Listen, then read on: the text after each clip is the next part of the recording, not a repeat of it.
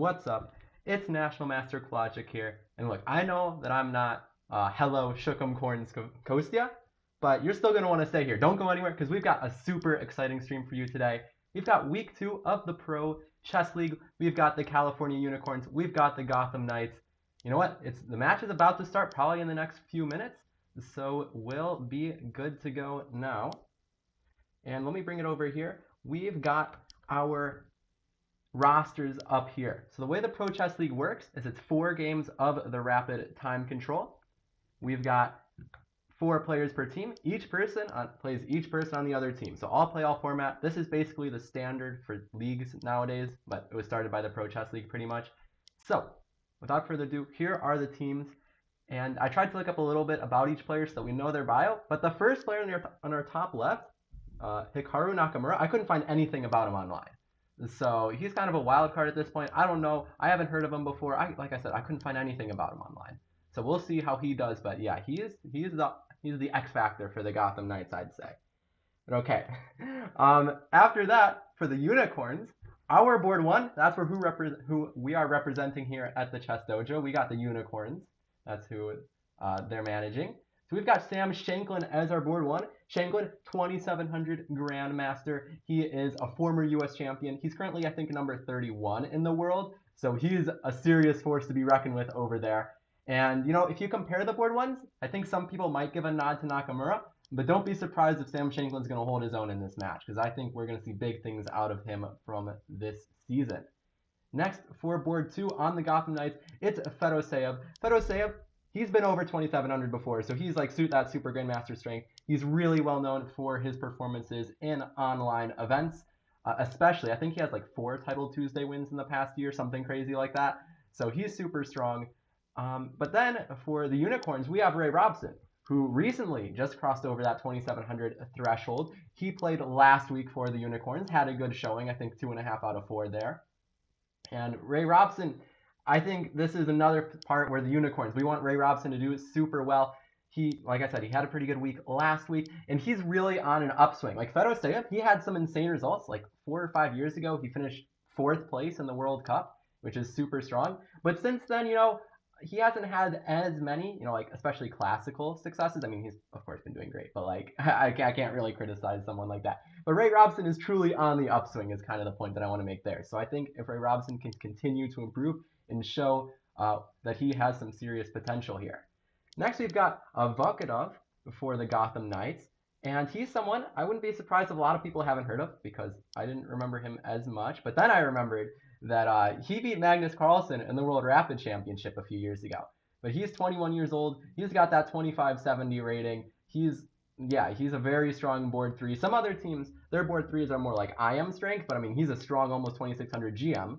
Speaking of strong almost 2600 GMs, the Unicorns have Chris Yu. Chris Yu is 16 years old. He's one of the biggest talents in the US. And between Robson and Chris Yu, we have like the puzzle battle squad on our team. So I think the Unicorns are going to look to pull off some tactics here. That's the Unicorns. If we can get some tactical affairs, they're going to have great chances.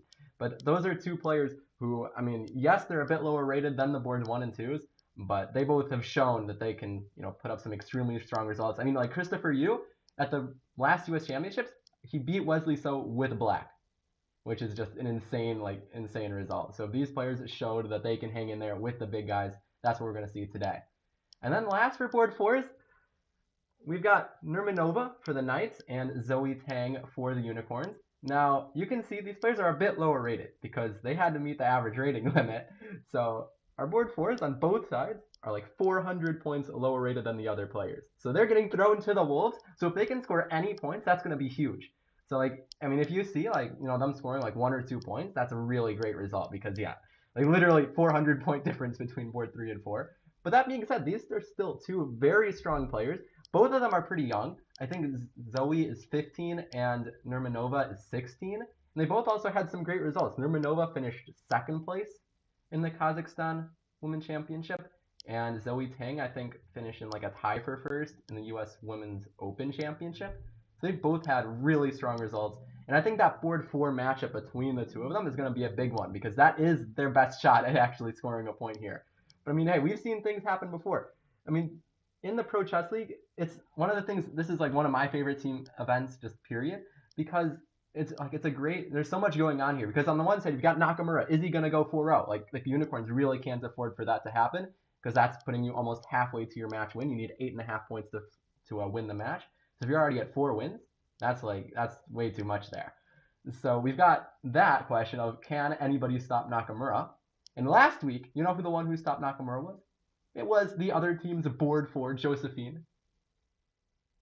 And so, yeah, we've got all of that craziness that way. But then, I mean, Sam Shanklin is still 2,700 GM, Robson 2,700, Fedoseev basically a 2,700. So we have so many other strong GMs that are going to be looking to put up some strong performances. And then, yeah, I mean, Chris Yu and Volkadov, if either of them can get some big wins in there, that's going to be huge for the match. But this is also, I should say, the debut for almost all of these players this season. The only 2 repeat players from last week are Nakamura and Robson. Everyone else, this is their first week, so it's going to be really important to see how they can start off the season. But yeah, I mean, both sides have basically 2 super GMs, and yeah, like you said, 2 super GMs, and then 2 relatively younger talents. Like, out of the bottom 4 boards, the oldest player is Volkadov, and he's 21. So that's some insane youth that both squads are showing off here. But yeah, we should be probably getting underway just any minute now, but no game started yet, but I assume it'll be soon. But in the meantime, how are we all feeling? How are we all feeling? We got the Unicorns. We got to represent. And looks like one of the games is about to start, the Nakamura game against Zoe, so we'll be watching for that. And then let's see. And then, yeah, I see in the chat you're asking how is it like to play Bach. I did, in a couple of tournaments ago, got to play Benjamin Bach over the board. That was super fun. It was really cool playing him. And I managed to get a draw. It was a really hard-fought game. So that was a great experience. And Benjamin Bach is one of the other people playing in the PCL, and he's also been doing well. But yeah, that was really fun. That was a great game. But okay, looks like we are off to the races. Let's go over here. I've got a multi-board view. We can see that one game has started. So let me pull it over to the singular board view and find our game. So here we go. Our first game getting started is this one between Zoe Tang and Hikaru Nakamura. Zoe with the white pieces and Naka playing, people call the Caro-Kann, all pawns and no hope, but I think Naka's opening is the all pawns opening. Every single move here with a pawn. Looks weird, but black has shut down the center. This is something that Nakamura really likes to do. He likes to play these closed positions, especially against lower-rated players, because he tries to outmaneuver them as such. And this h5 move, I think the idea might be preparing this bishop to go to h6. If you go this way, you're blocked in by your own pawn, so black would love to trade off the dark squared bishops. So I wouldn't be surprised if we see that next, and Zoe already thinking a bit. And yeah, chess numbers rooting for the Unicorns. Love to see it. And yeah, hopefully Zoe can put up some nice games today. So that's one game. We do have our other games also starting. So let's find some more. We've got Christopher Yu here playing the white side of a Najdorf, and he's been thinking for a while, already down a minute, stumped by the Najdorf, which I do believe is a mainstay in Fedoseev's repertoire. And so you would hope that he has something prepared, but he shows this a3 move. And against the Najdorf, people are trying everything these days.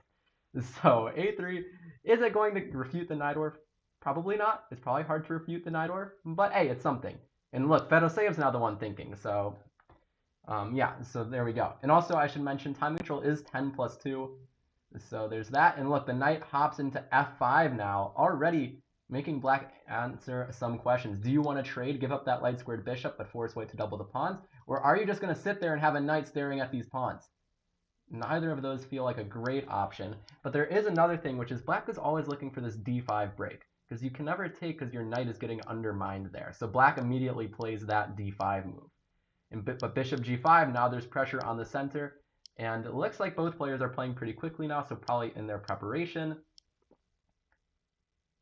And let's go back and forth a little bit, because I think we've seen a bunch of moves here. It looks like we did see the trade of dark squared bishops as I imagined, but white managed to get this f4 move in really quickly. What happened there? So after h5, white played for f4, forcing open the position while black's behind in development.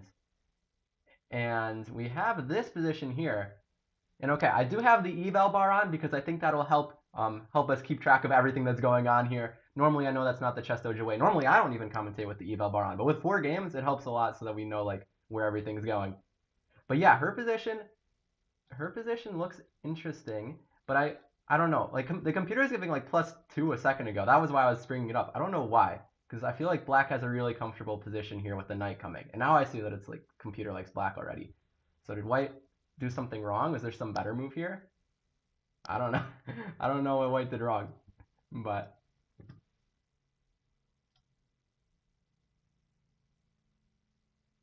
yeah.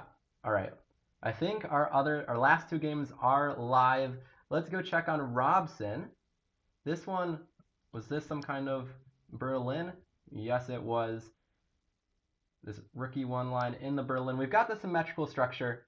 The rook comes out and takes the pawn.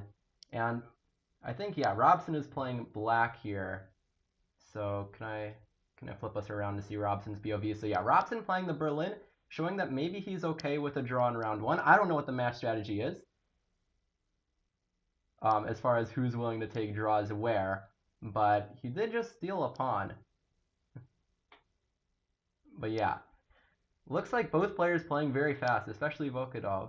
He's still at 9.5 minutes, so he's probably still in prep. He gave up this D pawn, but black's structure is kind of cramped. I mean, this knight can't go anywhere. It's just completely stuck. And yeah, good luck, Kostya, in your game. Hope the Norm tournament goes well. But yeah, so what's the deal for black here? It feels a little scary if we give white like enough time to like get the queen out. Like if they can get some stuff over here, I'd be a little worried.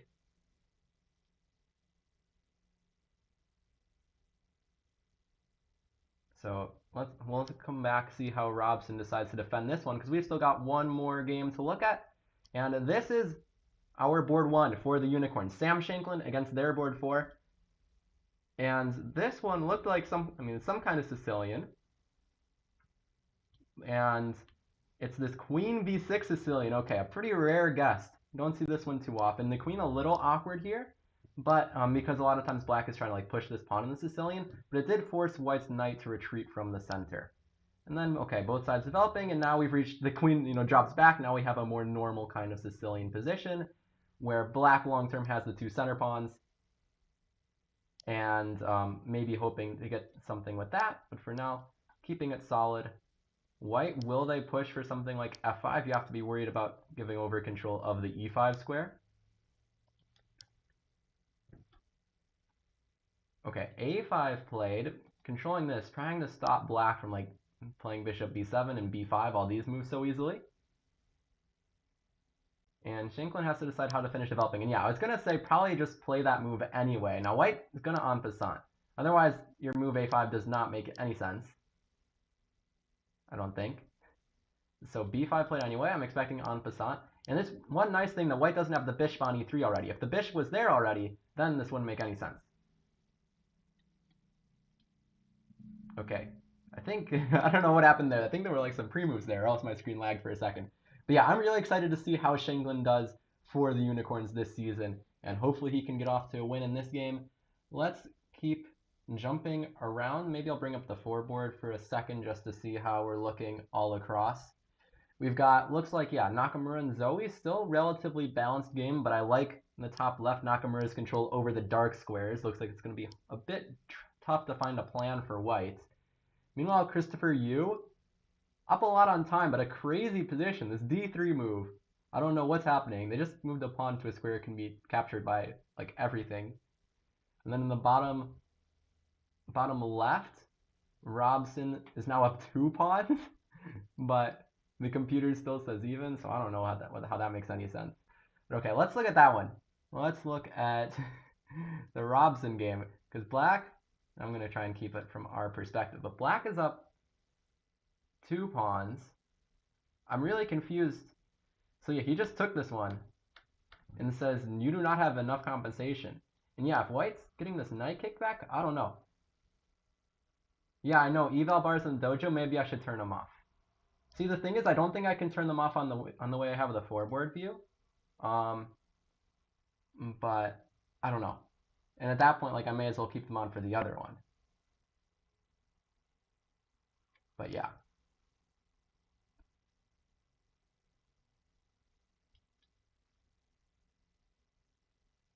I mean, yeah. So like, I mean, and also you can see the eval bar doesn't make any sense here. It's been going. It was like a +2 a second ago. Then it went to 0. Then it went to -1.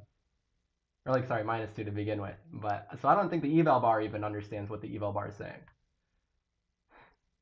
But okay, I mean, White's knight, unless there's some bishop c4. I mean, I can turn this one off if you want that. If this is what we want, I can turn this one off. But it's still gonna be there on the foreboard. Is the way chess.com has their events page. Unless, is there a way? I'm not aware of a way to turn off the eval bars on the events tab. But if you want me to do it like this, I will.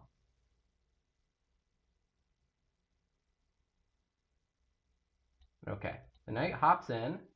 I'm assuming king h8. If he's thinking, I don't know where else you're going. I feel like I would just go to the corner. That looks the safest.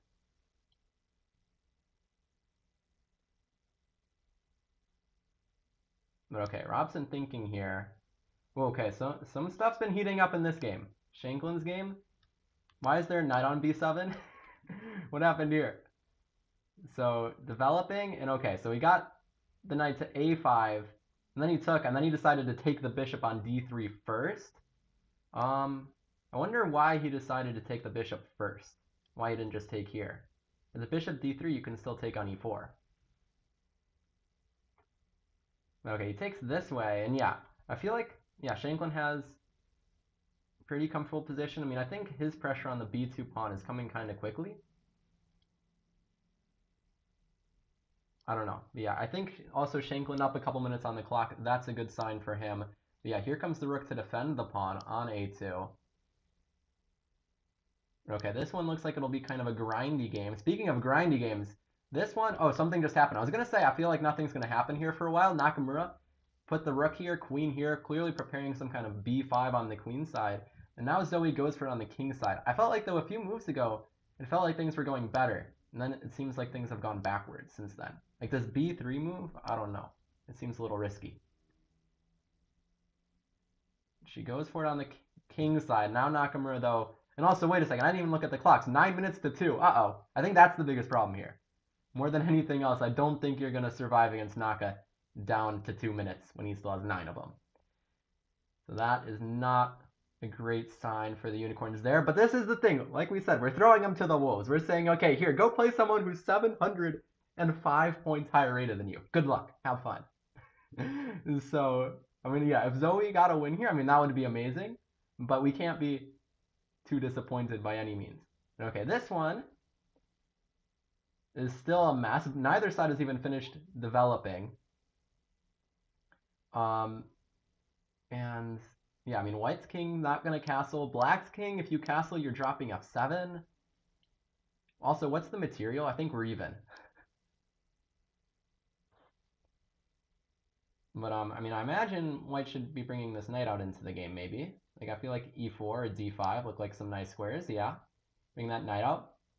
Maybe even looking for some kind of like bishop e4, tapping the queen. Get the b7 pawn, because if you can take that one, then maybe we're going like bishop c6. We're taking everything. Yeah, I wonder if Black's going to castle long just to get the rook out.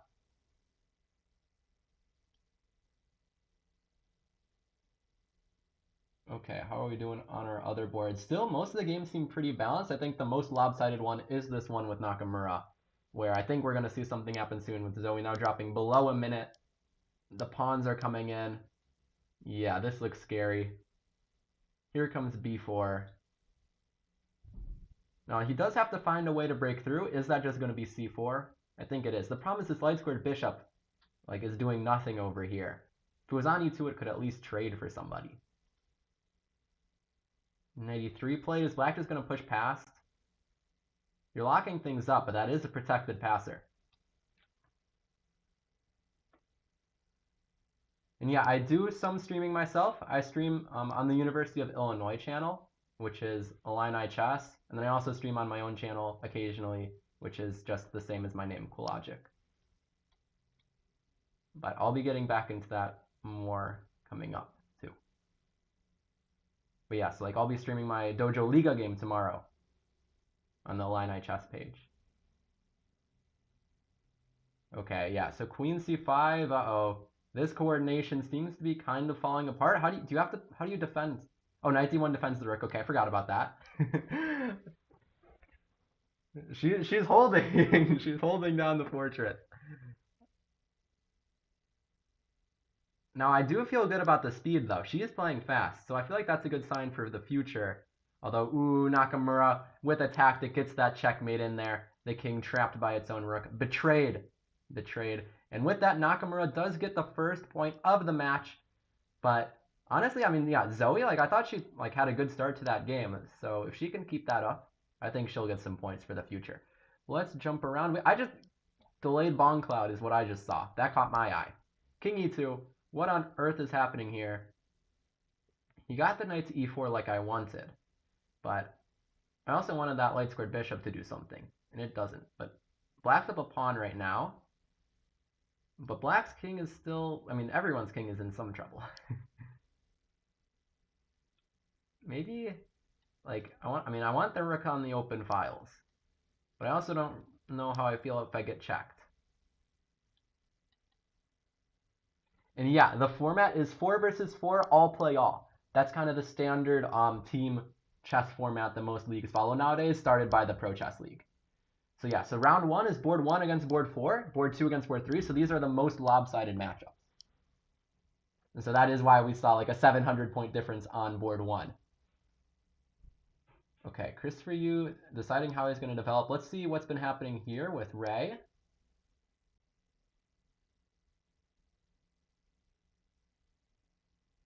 Okay, so Ray's still up 2 pawns. Somehow this knight's just living on e7. How did this happen? Okay, so that threatened mate. We've only seen a couple moves, and now the knight trades. Okay, I feel like white does not have compensation for the pawn, plural.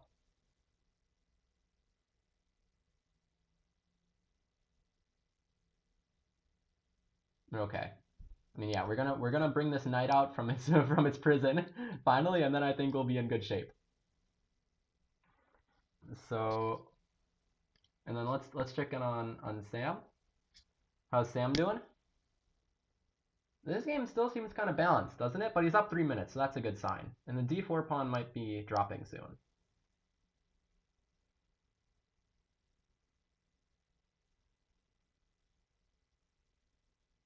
And yeah, what's white gonna do? Knight e4 is some kind of not threat because they take with check and then take your knight. But they just decide, ooh, I don't think that's a good trade. This dark square bishop seems like it's gonna be really strong, doesn't it? I don't think you want to trade the rooks first, but maybe you do. I'm not sure. But yeah, this one, I'm feeling better about Sam's chances now, for sure. Because now he has the bishop against knight imbalance, which this bishop seems like it's going to be so strong. Going to be a monster. Rook a4, though. Doesn't that blunder rook c3? Yeah, I was about to say, rook c3, GG. Sam Shanklin with a tactical shot. Wouldn't be surprised to see a resignation here. But that should even up the scoreboard. So both board ones do get pretty convincing wins. Let's go back to our other ones. And I think the most crazy game is this one. Fedoseev, their board 2 against Christopher Yu, our board 3.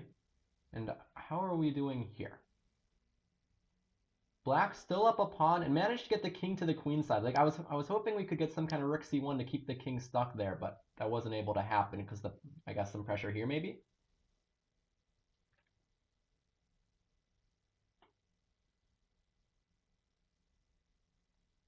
Okay, rook coming down to g7. A check, and yeah, this is why I put the rook on d2. Now the queen side's falling apart, the king side's falling apart. Things are getting messy here all of a sudden. But it's like bishop b4 comes with an attack on the rook, but then you can check them. Yeah, this one's a mess. I have a feeling black's going to be up too many pawns at the end. And okay, Sam Shanklin does officially get that win, and with that, you know what it's time for. It's time for the unicorn. There we go. Shook 'em corns. I get to say the catchphrase. Oh, this is great. I got the unicorn. I got the catchphrase. This is great. This is so much fun. Okay. Okay, okay. What do we got going on here, Ray? Can Ray convert this one? Still up one pawn, but gave one back.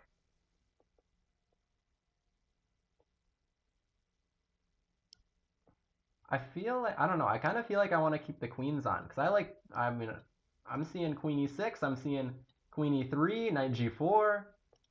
I don't know, I'm seeing things. I want to go for them. I want to go for them.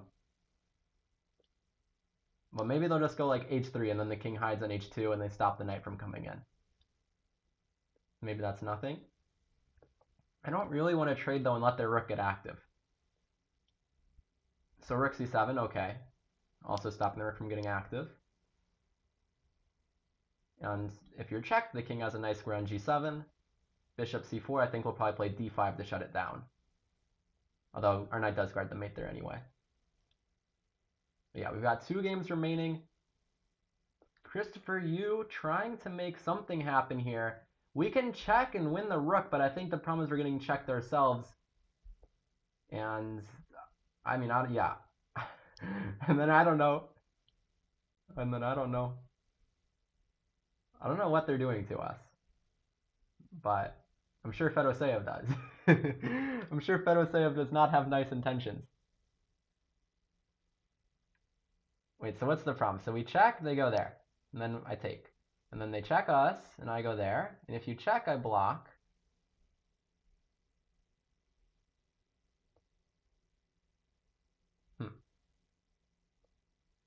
Oh, maybe there's some kind of like queen f1 trying... Oh, yeah, okay, I think... Yeah, so I think check there, take, maybe queen e1, then the queen comes to f1, forcing our king like over here somewhere, because if we go to e3, then we get checked and mated. So queen e7, okay, threatening to take the rook, and looking for some kind of tactics. We know Christopher Yu is amazing at puzzles, so let's see if he can make some magic happen here.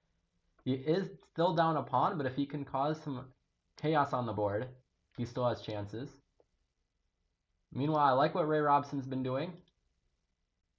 It seems like, because yeah, I think the rook trade is what we want here as black. Because queen and knight work better together than the queen and bishop usually. So I think we'd be happy with that trade. White avoids it. Now we can bring our queen up, defend this pawn, and we can still look for a queen check there if the queen leaves. Ray Robson down below a minute. There's a 2-second increment, and Robson's bullet skill is like, I'm not too worried about him. Meanwhile, Fedoseev thinking here, about to drop below a minute. I mean, all of the players here are like extremely strong mainstay names on chess.com for Blitz and Bullet, all of these things. Like even Sam Shakeman, people don't think about him as like a Blitz player, but he won a title Tuesday. He's no slouch. he's a super grandmaster. Like, what do you expect? Okay, rook goes there. Defended by the bishop. Can white do anything? Because black's going to check us. And we have pinned our own knight.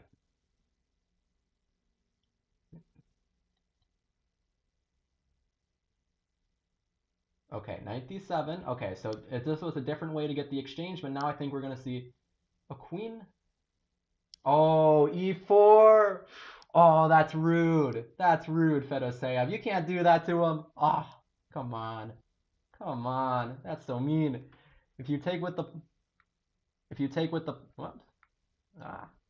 Okay, if you take with the pawn, they would have gotten your queen from behind there. The queen was on the worst square. And now the checks, yeah, and eventually the king gets forced away. That's a rook. Now black remains up a piece. And Christopher Yu resigns. So we've got 1 game left in this round. Can Robson convert this to keep the score level? We need a win from Robson here. That being said, I think he's going to do it. Rook e2 is a threat. Rook e2 is a major threat, using another queen pin. And how do you stop it? Because rook e2, you can give like 1 check here, but then the king runs away. There's also rook e1. c5? Okay, can we play rook e2?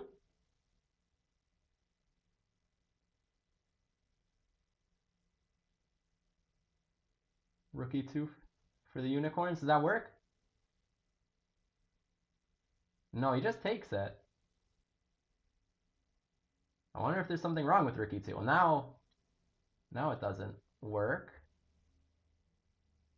And now can we check and put the knight on G4? Yeah. Check, force the bishop to F1. Knight G4 maybe? Our king will be safe on H6. Trying to go. No, he just pushes his pawn. He just pushes his pawn. No checks for white. Our queen does guard this check.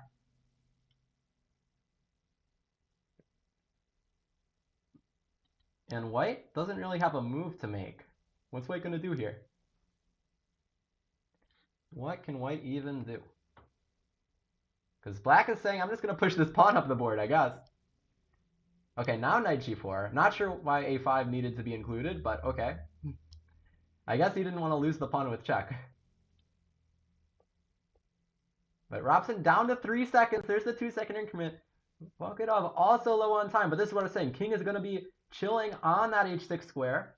And now does knight E3 end the game? I believe it does. It's going to force the queen to come back. We'll trade everything, completely winning king and pawn endgame.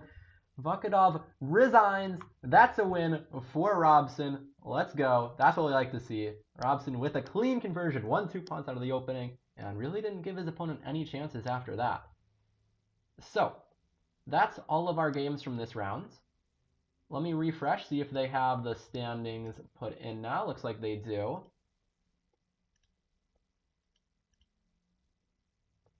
All right. Standing is going to refresh, or are we just stuck with a white box now? Okay, let's go to our actual match. There we go. So, round 1, 2-2. No one can be too happy, but no one can be upset, right? I mean, board 1 against board 4 is like, those were all like 500-point rating differences. So those ones are pretty important to get your wins there. But then both sides board 2 bit the other side's board 3. So that, that's pretty fair.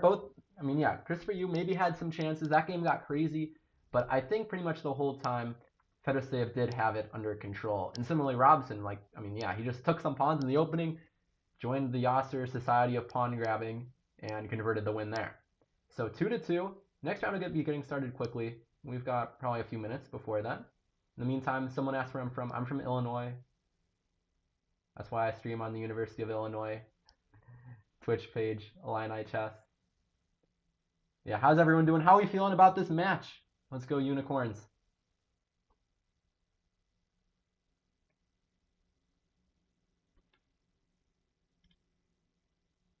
Let's go Unicorns. There is an awkward part where once the game ends, they kind of hide on this page. So I can keep the main board open. But yeah, I think I have them here. I don't know if there's anything too much to look back at. Because I think, these games were, for the most part, pretty clean. I don't think there were any severe mischances.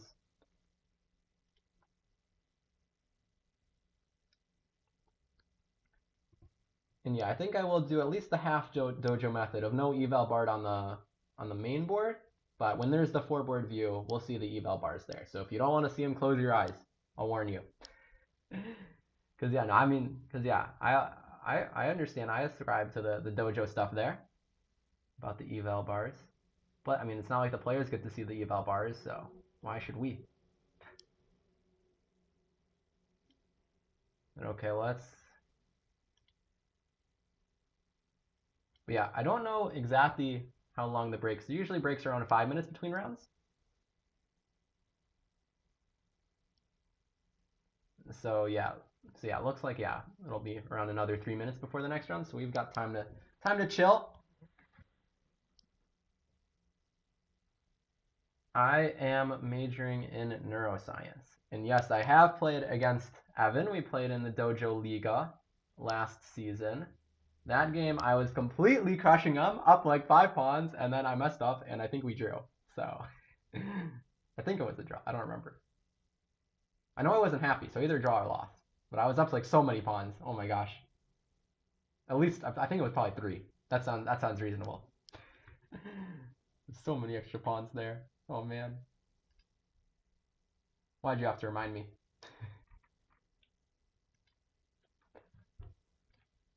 But let's see. So how are these round 2 pairings looking? I think the most exciting pairing of round 2 is going to be Nakamura against Chris Yu. I'm not sure I'm sure they played in like Title Tuesdays and stuff, right? Or in like some online things. But I can't specifically recall a certain like a game between them because Naka didn't play in the U.S. Championships last time, which Chris Yu was in. So I'm curious. I'm curious if like how much they've played before. But yeah, that should be a big matchup because basically here's the thing: like if board one goes 4-0, that's huge. That puts you like halfway to a win. So we got to stop Nakamura. Someone's got to stop him. We can't let him. We can't let him crush us.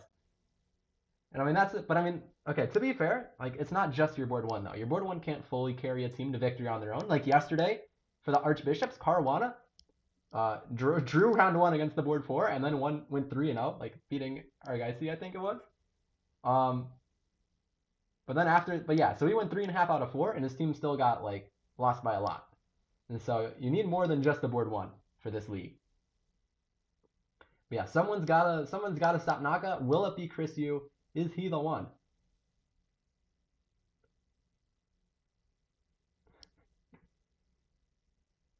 You drop your Naka. Oh no. Oh no. Let's keep it civil. We don't want any violence that is not on the chessboard. Violence on the chessboard, that's okay. You know, we're taking stuff. But yeah, so what other pairings will we have next round? Let's see. I mean, I think again it's still gonna be the poor board fours. Oh man, like I mean they're still gonna be facing a 20. Like you're okay. You just got done playing Nakamura. Guess who you're playing next? Fedo Saev? Like what the heck? That's not how it's supposed to be. That's not how it's supposed to be. You're supposed to lose to Naka and then play someone not as good as a 2700 Fedo Saev or Ray Robson. Like you lost to Shanklin. Here you go. Here's Ray Robson. Have fun. But okay, looks like the game should be getting started in just a minute. So should be getting ready to go soon. And that'll be round 2. There's 4 rounds. So we're a quarter of the way through. Match is tied. But the next matches are where the more even matchups come into play. So yeah, so I think it will be interesting to see how our board ones fare, how Nakamura, who stops him. If Sam Shanklin can put up a strong performance, that would be huge. And then I'm expecting to see Ray Robson take care of business against their board 4. And I'm hoping Zoe can show them that she belongs here, that she can hang in there. That's one of the things I love about the Pro Chess League is that you don't get to see, like, I mean, it just, like, it gives people a big chance. Like, you get to see so many, like, people who, like, on paper, they might only be, like, an IM or, a lower rated player, but they're still, they still have chances to score. I mean, we saw that last week. Hikaru Nakamura lost to the board 4. I'm going to keep saying that because I'm hoping it's going to happen, except it didn't happen, but maybe it'll happen with board 3.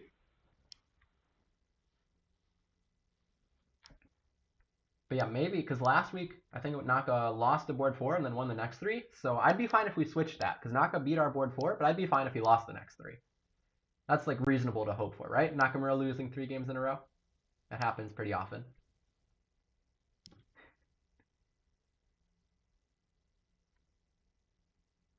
Yeah, I like I said, I'm excited for this Nakamura versus Chris Yu game. I want to see what Chris Yu's got. I think I think like one of the big things about the Pro Chess League is if you can get, the younger players on your team, like historically, I think that's been a big indicator of success. Like I want to say a few years ago, there was one of the teams had like Nordebek back when he was like a board 3. Like, I mean, nowadays if you had Nordebek on your team, he was like your board 1 or 2. Back then he was like board 3. But I think it was like one of the semifinalist teams had him. I want to say. The Pro Chess League hasn't happened for like 3 years or whatever, so it's so long. I don't remember anymore.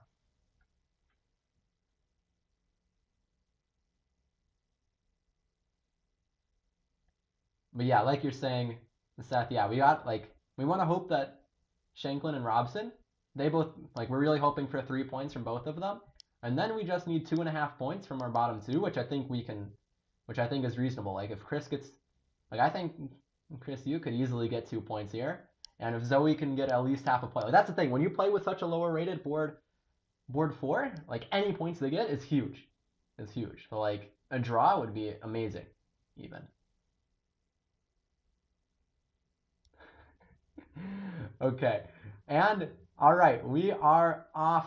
Let's get this started. We've got Nakamura's game starting first against Christopher. Now, I don't know what's happening with the clocks because I have two screens open and on one of them he's down a minute, on the other one he's not. So I'm not sure whether Chris showed up a minute late or not. Hopefully not. But if he beats Nakamura, giving him a minute timeout, then we'd really be doing well. But okay, what is this opening? It's the B3 against the Sicilian, and then something. I don't know. It's obviously the Snyder variation. I know that because it says it there. But I mean, Christopher's thinking so he's clearly not seen this before, and I don't recall seeing this too often. But the knight hops back to c7. I guess so. He didn't want to take. Then white would go like c4 to reopen the bishop. Now he's just like playing. Now he's just playing like this. Is he gonna queen e2 long castle? Is that the plan? I don't know. It's an interesting opening, but Nakamura plays everything, so he's pulling out some other ideas. And now knight e4. What's going on here? Attacking this pawn. Naka's in prep. He's playing fast. d6 defending it. So what's the big idea? Why did he want to provoke this d6 move? Because it feels like if you don't do something, you're just going to kick back again. You're going to like have lost the tempo. And now he's thinking. That's kind of weird. But yeah, I can't say I understand this opening. I guess maybe c4 to stop d5. But c4, then like the knights are coming into d4. That's super weak. So I don't know. I think Chris has got a reasonable position out of the opening, which is a good start. Yeah, knight f3, but not, yeah, I don't understand why this knight e4 move was played, because then d5. We don't even have to do it now. Like, there's no rush. Okay, we've got two of our other games have started. We've got Zoe facing off against the Super Grandmaster. Almost. Like, former Super Grandmaster. That's the thing. Like, are you a Super Grandmaster if you were 2,700 and dropped below? I think Fedoseev should be. I mean, he's had some insane results. Okay, we had a classical Sicilian. Fedoseev opts for f3. And then immediately hops that knight into d5. And she decides to give up the bishop for it. Now, probably going to see the knight. Yeah, the knight often hops back, planning to come out to d7. And yeah, this is a pretty like normal type of position where white has queenside majority. So white's going to eventually be looking for a c5, c4, c5 to make a passed pawn on the d file. While in the meantime, black has the kingside majority. So if Zoe can get these pawns rolling, and this is the kind of structure kind of similar to a lot of the games in the Caruana Carlsen, like especially like once Carlsen was playing the Sveshnikov every game for a year. He had a lot of games like these where he established the pawn on e5, pushed this guy, made it his opponent. Made it look easy. Made it look like it's forced mate. Like you reach the structure, oh, that's just, Carlsen just announced his mate in 20. That's how he was playing back then. Like 2019. Okay. Our other two games have begun. Sam Shankland. And yeah, this one is actually, so this is board 1 against board 3, but there's actually only 100 points difference here. Sam Shankland a bit over 2,700, and Volkodov about 2,600. So this is a big game. We want to see Sam Shankland with the white pieces get a big win here. And this was some kind of like Catalan thing. But like, yeah, so it was like, yeah, so he put a knight on c3 early, and then he brought up the knights first and then went for the Catalan. So he's given up that pawn on c4, but in exchange, by bidding his opponent's pawn away from the center, he now is able to put two pawns there. And then pretty normal development from both sides. And yeah, I mean, this is kind of a standard thing from white's end. You just, you put your pawns in the center, put your rooks in the center, hop a knight in. Eventually, white's looking for like some kind of breaks here, maybe. And black is saying, I've got an extra pawn. What you gonna do about it? And black might be ready to push forward with c5 next turn with the knight in there. might be thinking about c5. And Sam Shanglin has a ton of time here. And so he might still even be in preparation. He's only spent like 20 seconds.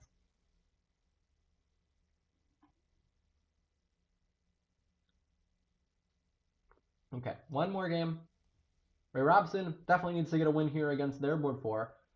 And this is some King's Indian structure where black has pushed this f6 g5, and Ray's got his bishop over here where it is kind of blunted, but black had to like push these pawns, which is normally the order you push the pawns in the King's Indian is like g6 f5. They went f6 g5.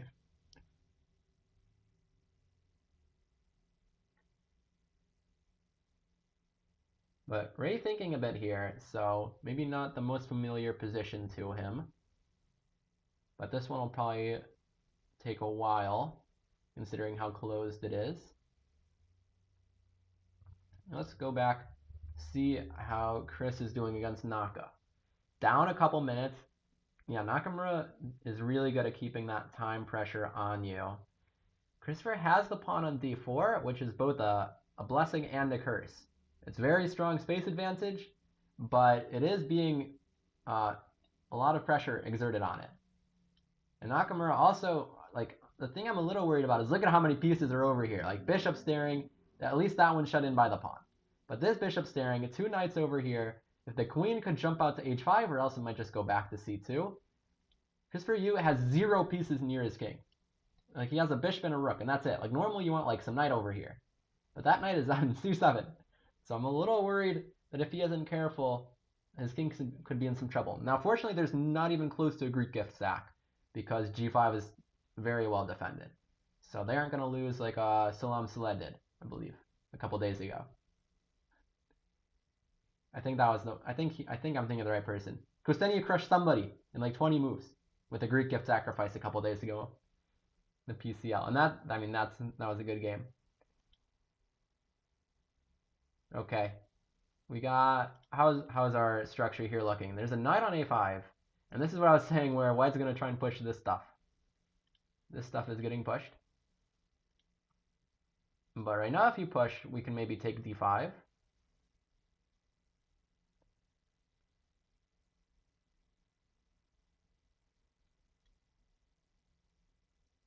Yeah, this, I don't know, I feel like normally black's hoping to like have gotten a little more counterplay, I feel. Because like if black could like have started with this f5 move at some point, like if this pawn was already on f5, I'd be feeling a lot better about black's position, because then you have some sort of ideas of pushing. Here it seems like black is clearly on the defensive. Okay, queen d7, you are getting off that file, and you do have a lot of pressure on the d pawn, which is forcing the c pawn to stay here to defend it. It looks really hard to play c5. And now the other rook comes and opposes your queen. And yeah, it feels like black's just like saying, okay, like you can't go forward, but black doesn't have their pieces positioned very actively either. And c5 might be a threat now. Because of like the pressure on the d file, white might be able to get away with that. So rook c8, yeah. So here's the question, can white play c5? He says, I'm just going to go king h1, just improve slowly, saying that black's kind of stuck, which makes sense. So yeah, I think Fedoseev has been playing really well. This kind of seems like a masterclass here.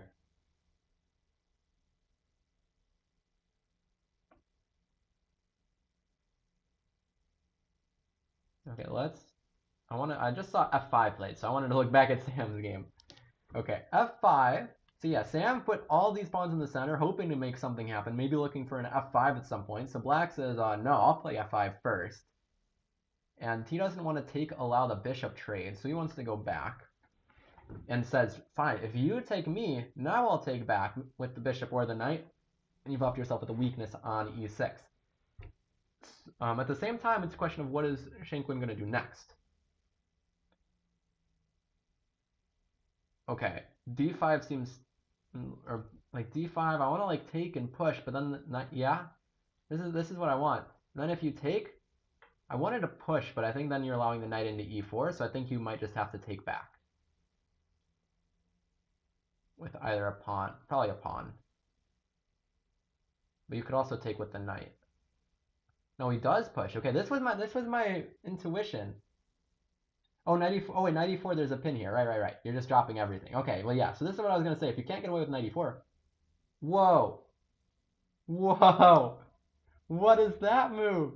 Just gives up the piece, but that's gonna be... Is that 4 pawns for a piece? Oh my gosh, what a move by Volkanov. It says, I don't care about my piece, give me 1, 2. Oh, it'll be 3 pawns. I can count. 3 pawns for the piece. But if you do that, here comes c5 and d4. Like, take, d4 is already in the air. And this knight on f2 is horrid. This knight on b3 is really strong, like, supporting all these moves. Wow. What a game by Volkanov.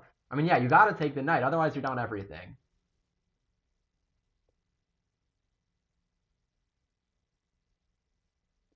And yeah, he has, like, the extended diamond, because he has the diamond and there. Is this what... If you do this, do you get, like, a free Chess.com diamond membership? I think you should. Like, every time you make a pawn diamond, you should get 1 month. I think they should integrate that feature. Now automatically detect. Okay, let's look at a less scary game.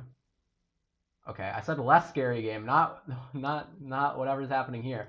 But it's okay. It would be scary if the king was on g1. Fortunately, the king's on b1, so none of this stuff is going to checkmate you.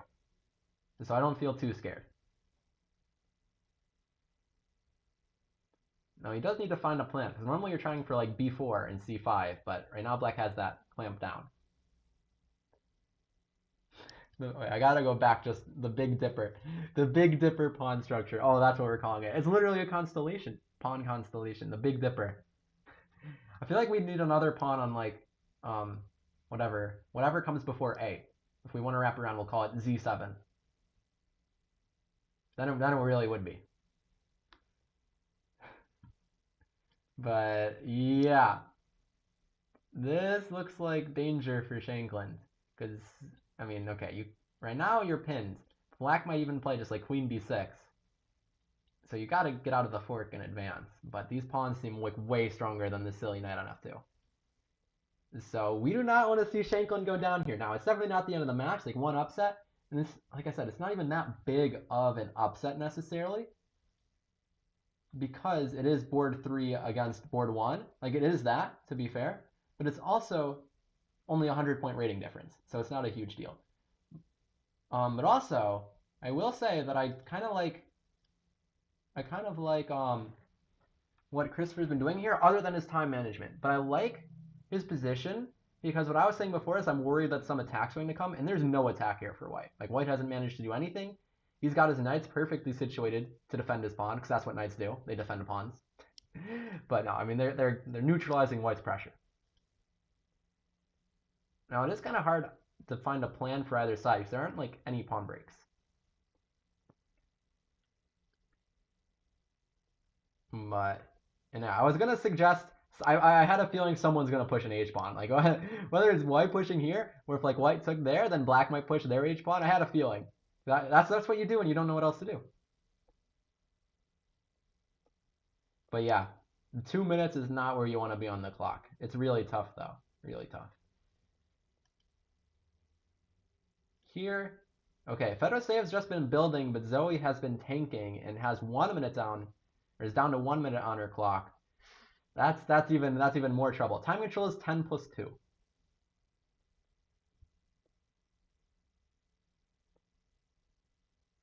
Yeah, Fedosev really just saying, I won't push until I'm ready, because Zoe has done nothing with her position. Like what I was saying is, like, yeah, Magnus would have already, like, pushed these pawns and made it somebody. I don't know how he does it, but he does. Yeah, Fedosev says, if you just want to keep, like, burning, 10 seconds every turn, I'll push it when you have 2 seconds on your clock. Then I'll be ready. I'll be ready then.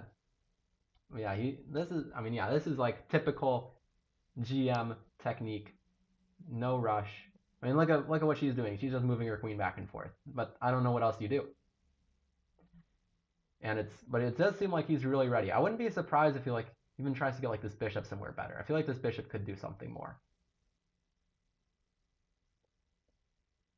Like, I don't know. Yeah, I don't know what you do with this bishop. Maybe there's nothing. But, okay, let's see what's happening here. Okay, well now, wait, so what happened? Okay, so he dropped the bishop back, and then he dropped his knight back. Oh, this is depressing. Okay, so d3, I was about to say, does that trap the queen? The answer is yes, so the rook sacks, but if you take there, white takes here. So he trades the knight off first, and then the rook comes in, and you're pinned. So he gets out of the pin, but this is 2 extra pawns for black and a super strong dark sword bishop. Yeah, Volkodov probably going to take this one unless Sam Shanklin can make something happen. Let's go back really quickly to the Fedoseev game, because just as we left it, the breakthrough finally happened, which is once all of her knights left. Now, oh, Fedoseev is just steamrolling now. Oh boy. Oh boy. Bishop a6. Knight c5 because you're pinned. Oh no. Down to 30 seconds. Yikes. Yeah, Fedoseev looks like it's gonna crash through, but Robson at the same time. How's he doing? How's Robson doing? It's still, I mean, yeah, still a game for sure. Yeah, what's the plan for white? I do not know. Like, do you want to trade the rooks? Because black is saying that they want to double. And Robson's saying, okay, I'll trade some rooks.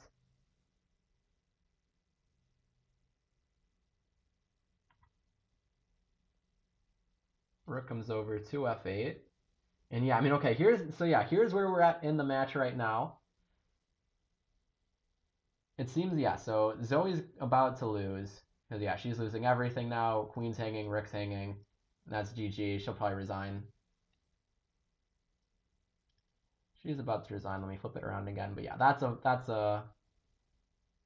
Oh, wait, what's the material? Wait, okay, wait, she was up a rook for a second? Wait, what's the material? I'm really confused. Oh, no, there's a rook there. Okay. Yeah, she's... Okay. Yeah, up a rook. Okay, just an exchange, I guess. But she'll resign soon, probably. And then Sam Shanklin also about to lose, running his king out to h3. Hold on, wait, what happened? He's down an exchange now. But this one's also in trouble. Yeah, if you check now, queen d5 forces the queens off. Although, wait. I think that was fine.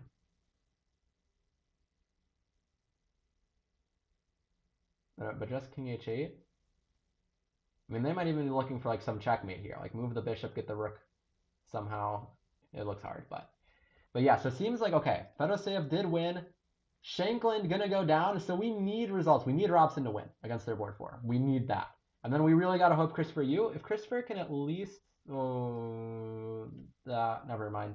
I hadn't looked at the position in a little while. Looks like everything went downhill. He dropped some material somewhere. I don't know what happened. There were like 10 captures in a row, but he's down in exchange now. He's going to go down. This is a really tough round for the Unicorns. A really tough round. Looks like they're going to lose 3-1. Shanklin has just resigned.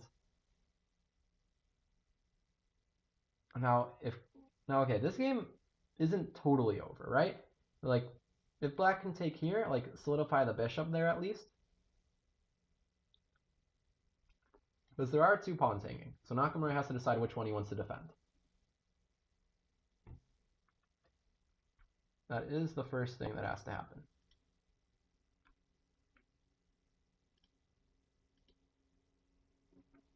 Okay, so he gives up e4. Now, I imagine we're putting our bishop there, right? I mean, that looks like the square that bishop wants to be on. But yeah, if Christopher can hold this, I mean, it looks really hard. He's down 2 minutes, down in exchange against Hikaru. He does have a pawn in h7 for it. And then how's Robson doing? Oh, wait, you're right. Oops, I wish I didn't have to flip it around every time. But yeah, bishop d4, rook c4 loses your bishop right away. Forgot about that. So went rook b4. And now again, if bishop d4, rook c4 forces a trade. We really don't want to trade rooks here. But this is also lost. Yeah, this is over. Losing the pawn here. Like, I guess you take. But then the outside passer and the extra rook will win the game. He might resign here. He's down to 3 seconds. And thanks for all the follows. Looks like, yeah, we just had a bunch of follows here. Thank you all for following Chess Dojo. Okay. So now, yeah, he's fighting, but it looks like this is going to be the end. And loses on time, or resigns, I don't know which. But yeah, Nakamura gets the win there. We need Ray Robson to win. We have to get at least 1 point. We're still going down by 2 after this round, though, which is really not what we want to see. But Robson absolutely has to get a win here. Has to. Now, how do we feel about the position? I really like the outside passed a-pawn. That seems like it could win a game. That really does. Okay, Black finally managed to activate the Tarsford Bishop that's been staring behind a pawn the whole game. Does White want to move this knight to avoid the trade, or are we worried about it?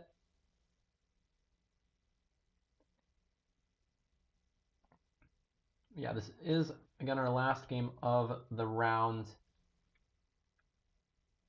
And yeah, here goes the a-pawn. This is what I wanted. That's what we like to see. Go a-pawn. And actually, like, how are you stopping it? I guess the bishop can drop back to at least stop it from going to a6.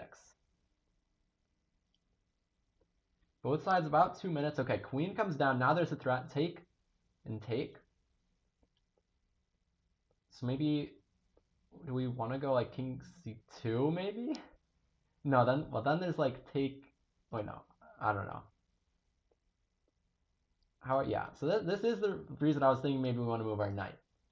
Yeah, I didn't see the next move here. I'm sure Robson had something in mind because that was clearly Black's next move.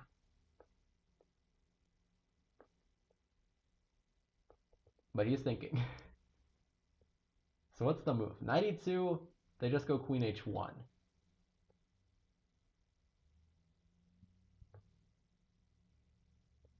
Okay, knight b3. Okay, so knight goes that way.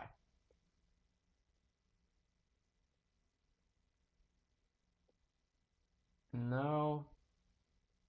Yeah, so bishop h3 doesn't work because our queen is defended. That's important. That's why it was good to keep the knight there. This knight's defending everybody.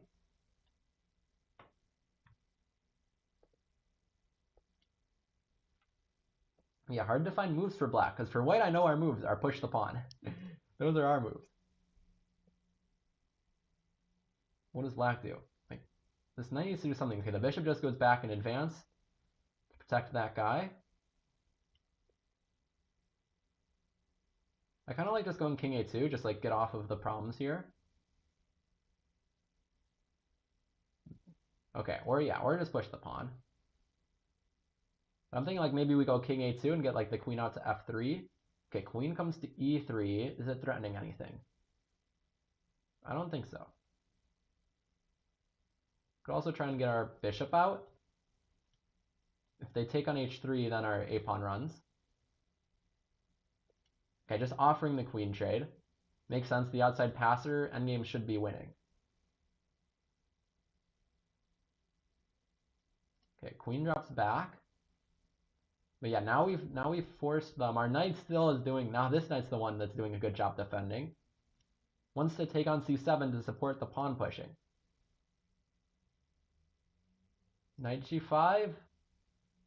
Just bishop g2 defends anything. H-pawn doesn't matter. If you take it, this pawn's going to run once your bishop leaves.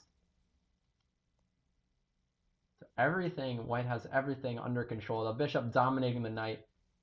Knight can't really do anything to this bishop. And they've also cut off the coordination here. Queen g3. Okay, knight's hanging. Maybe king a2.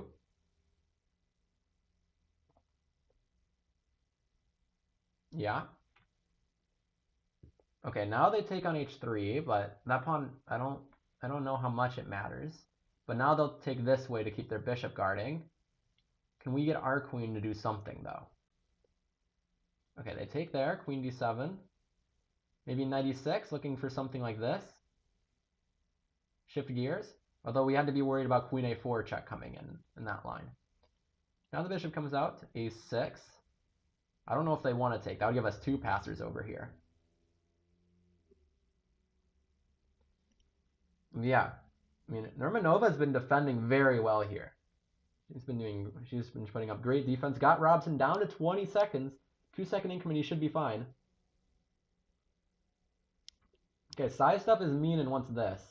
He wants knight a1 to c2, probably to a3 maybe. Oh no! Oh, that's no. Oh, that's rude. That's rude. Just put the knight back there. And yeah, just retreat the queen. Okay, king b1 next turn. Is that what we're doing? Bishop g7. That's not a happy move. Yeah, seems like Robson's found the winning plan because Nurmanova's stuck. Doesn't seem like she knows what to do anymore. I don't know that one. You know you have to go back to defend. Okay, please don't repeat, Robson. I'm sure he won't. Or knight e3. Oh yeah, because the bishop left. Now we get the knight into e3. Oh, there we go. Okay, they take, but now they did drop this pawn. But oh no! Oh wait. What's happening? Okay, e4, but then the pawn runs. What's happening? I think it's a win now. I don't think you can stop the pawn anymore. Like you're gonna have to like put your queen back on a7, but then the queen comes up to a. But now queen a4, queen e8, knight f5. This should be totally winning. There's also like a plan like queen a4, queen c6, queen b7. This should be game over. The outside passer finally gonna win the game. Queen goes up, but now it just let the pawn run through.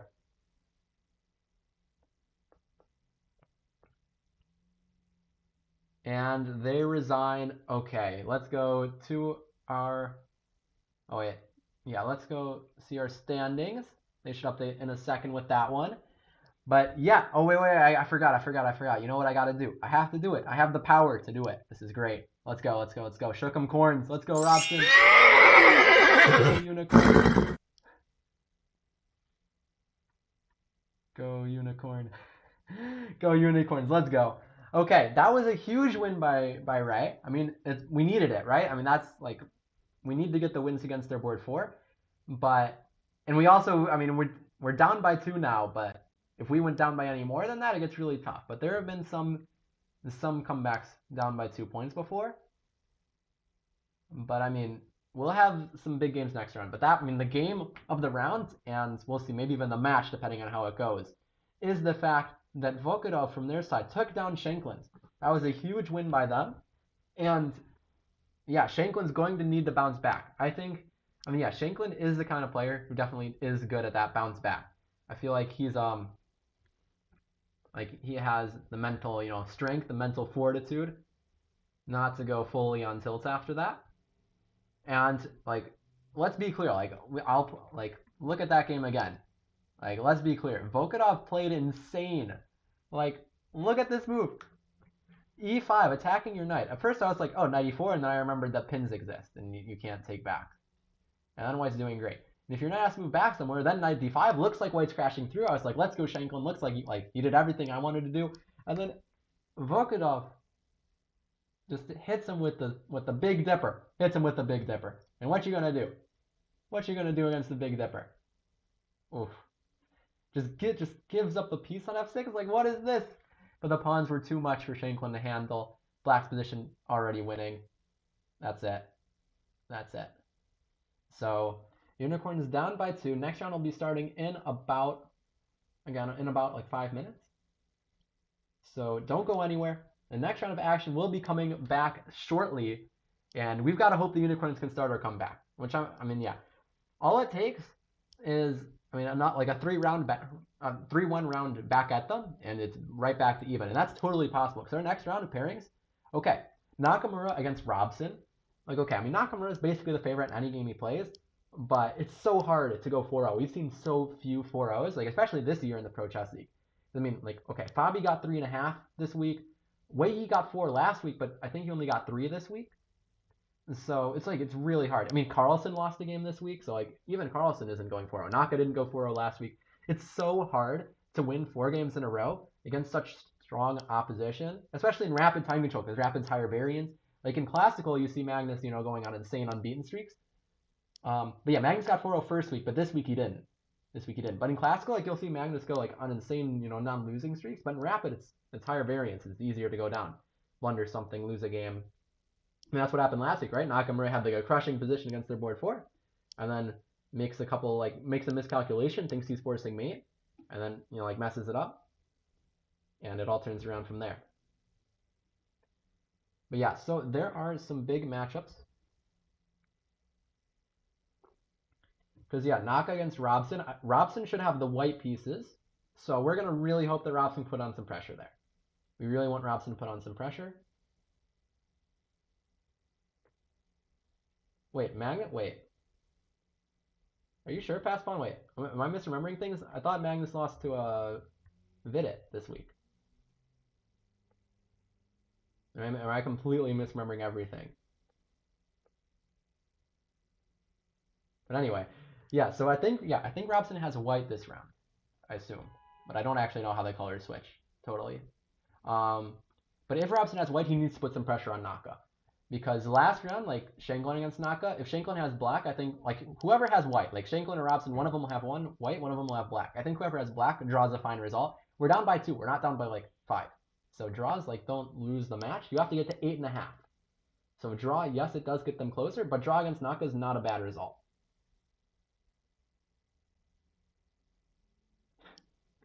Will Naka play the Balrog? We'll see. We'll see. I mean, he played some interesting stuff. But yeah, so what are the rest of our pairings? So we've got Robson against Naka. We've got Fedosave against Shanklin. If Shanklin can bounce back with a win against Fedosave, then we're still in good shape. Because like that's the thing. If Shanklin after losing, if he can still go like 1.5 out of the last 2, we're great. And yeah, like the other thing. Okay, if we go 3-1 this next round, it's right back to even. If we have 2 rounds, if we go +1 in each round, we'll tie the match. And in tiebreakers will be crazy. Because, I mean, okay, like Nakamura is definitely a favorite against Shanklin and Blitz. But at the same time, I mean, Shanklin has had some good Blitz results. It's not like he's like terrible. It's kind of Naka's the Blitz guy, but Shanklin's no slouch. And then Fedosave against Robson, those are 2 of the best Blitz players, like Blitz and Bullet players, just like period. So that would be like very even matchup. And I mean, yeah, Chris Yu, Volkodov, like it's so even. Like this matchup is so even. And yeah, I think the Valra, if I remember, Naka posted a video about it. So you can check that. But yeah. And then it's also going to be a big question, can either of the board 4s score an upset here? Because this is the round where it's board 3 against board 4. Now, they are still outrated by like 300 points or whatever. However, if they can get an upset here, that would be huge. But then it is going to come down to that last round matchup between the 2 board 4s. Because you really don't want your board 4 to get totally blanked. I mean, it's kind of what you're saying. When you go with a lineup like this, you're kind of saying, you know what? I'm playing a lower rated board 4 so that I can get some higher people above. So if my board 4, loses all their games, it's not the end of the world. However, it seems like especially this season, I wonder if anyone has done the math on it, but it really does seem like this season that the more balanced teams have been doing well. Because I feel like aren't all the teams that are on at least most of the teams that are on 2-0, I feel like are balanced. There's like the Wizards, yeah, whoever else. I'm blanking out. Who's on 2-0? The Wizards, the Chinese team. Like those teams are both very balanced. But I think the Wizards board 4. I think Kostenyuk was technically right. Is that Kostenyuk's team? We're still only on week 2, so I don't have all the team rosters memorized, but I try. I think Kostenyuk's on the Wizards, right? And she was their board 4 and beats their board 1, like. And yeah, Zhu Jun, extremely strong for the Chinese team. They're the Tigers now, right? They always used to be the Pandas, so I'm still trying to remember.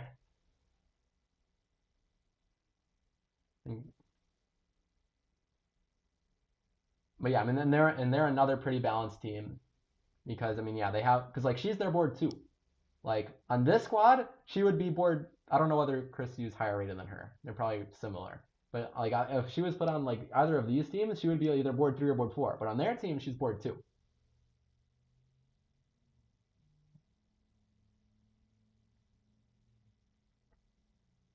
You've got the Dojo Allegiance. I mean, yeah, I really enjoy watching Pro Chess League stuff. Like, it's one of my favorite leagues. I'm so glad it's back. Like, yeah, because yeah, like it used to be my favorite thing to watch a few years ago, and then they stopped doing it for 3 years, and it's been so sad. But I also am really happy they put the rating cap back in because I think that makes it so much more exciting. Because we get to see things like we get to see so many other players you don't normally get to see in action. And I mean, here in this match, like I've been saying, it's going to be a big question.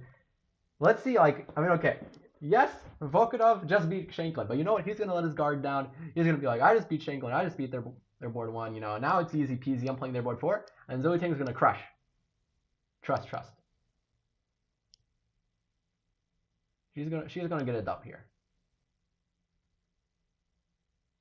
But yeah, I mean we're only down by 2 points, which is just like the flip of like, you know, one person getting upset. So if we do the same thing back to them, we'll be in good shape. Like Shanklin beats Fedoseev, and then if like Robson beats Naka, and then everything else goes normally, we're back even. And you know, like that's not ridiculous to imagine. Right now they've got the player cams up. I think they're about to start, except Naka's cam is just a chair. So it might be Robson against Naka's chair. I heard his chair's good though. So honestly, I don't think I could beat his chair.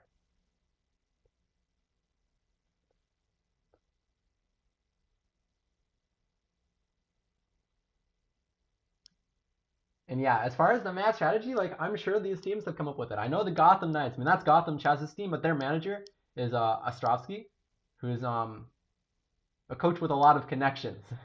So he's got a lot of connections to see who you can recruit there. But the dojo, I'm sure they've been doing their work. I mean, I think the dojo, the Unicorns team, I think some of the things I'm most excited about are their board 3s. Like Chris Yu, Georg Meyer, I think are like might be some of the best board 3s in the league. Like Chris Yu's insane. Georg Meyer, in the first like seasons of the PCL, he was MVP level. So like I think Georg Meyer, like when he's playing, and like last week he did really well. So I think he's gonna be huge. But yeah, the way the dojo team, and it should be getting started in the next couple minutes. We'll be starting like in a minute, hopefully. I don't. But yeah, the dojo team, kind of the way it seems structured, is that these unicorns tend to be a bit more top heavy lineups because yeah, just the way it's structured. But I mean, the Gotham Knights are top heavy too, and we do have liftoff. We've got, let's see who we got. We got Robson against Nakamura just started, and Shanklin against Fedoseev. Oh, both of them have white. That's right. Yeah, these colors. I think I think the colors here are a little different than some of the other leagues I've played in. So I don't exactly remember how the colors. And did Nakamura just play A6 on move 2? Oh my goodness, Nakamura. He's been doing some stuff, some interesting opening stuff these games. So let's dive in. Let's dive into that one. Yeah, A6 played against Robson's English. Robson's been relying a lot on the English in recent memory. And Nakamura going for his patented weird King's Indian stuff. Okay, now we're back into just like normal King's Indian, except black played A6. So we'll see. I mean, Robson just faced the King's Indian last round. He went for some kind of, I think it was like bishop e2, bishop e3. I didn't see the exact opening. That's what it looked like it was turning into. We'll see if he decides that that's also what he wants to do against this A6 line, or if there's another way to take advantage of it. But both sides taking their time. Nakamura goes for a bishop g4 setup. We actually saw, this is something that Caruana likes to use a lot in these types of formats. I think he just played it a couple of times I think he played it in the match yesterday, but especially in like the history of the PCL, he was playing these kind of things all the time. Like these like King's Indians where like he brings the bishop out, just does some weird stuff. I mean, you take the King's Indian and then you make it a little more offbeat with a6, and you make it a little more offbeat with bishop g4, and you make it a little more offbeat with like king d7. Okay, maybe you don't do the last one. But okay, we've got our next game started as well. Shanklin white against Fedoseev. Shanklin playing the white side of a semi-Slav, going for this e3, b3 setup. This one's more of a slow build-up kind of game. though things can heat up if either side starts to break, get one of these breaks in the center. We'll see. Shanklin has been moving instantly, so he's clearly still in preparation. This bishop e2, bishop d3 thing looks a little weird. Often the point is that, like, if you go back here, if you go bishop d3, you're getting hit with tempo. So, like, the bishop comes out to e2 first. So now if they take, maybe you don't take back right away, is one of the ideas. But later on, you realize, okay, the bishop is actually better placed here because it does have a nicer diagonal now that this pawn on c4 is well supported by your own pawn. But Fedoseev says, okay, you waste some time like that. Now it's time for me to strike in the center. And almost symmetrical position. Only difference is that white's knight is on c3 instead of d2. Means there's a little more pressure for white in the center. It also means that black can recapture with a knight on c5. So Shanklin takes back here. And yeah, Fedoseev has to decide, how do you want to take back? Do you want to take on d5? You keep your pawn in the center, maybe look for knight e4. But you could end up with either an IQP or the hanging pawns in the center. Or do you want to take with a piece? You could take with the knight, and then again you have to ask, what do you want to do? But if you try to keep taking with the piece, Shanklin might decide that that's time to push e4, still make a claim in the center. And Shanklin, again, moving instantly up 2 minutes. Shanklin, one of the best prepared players in the world, so if he's getting in his preparation here, that's a great sign for the Unicorns.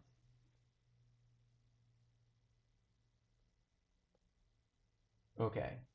Wait, what is... Okay, wait. I gotta pull this game up. What just happened here?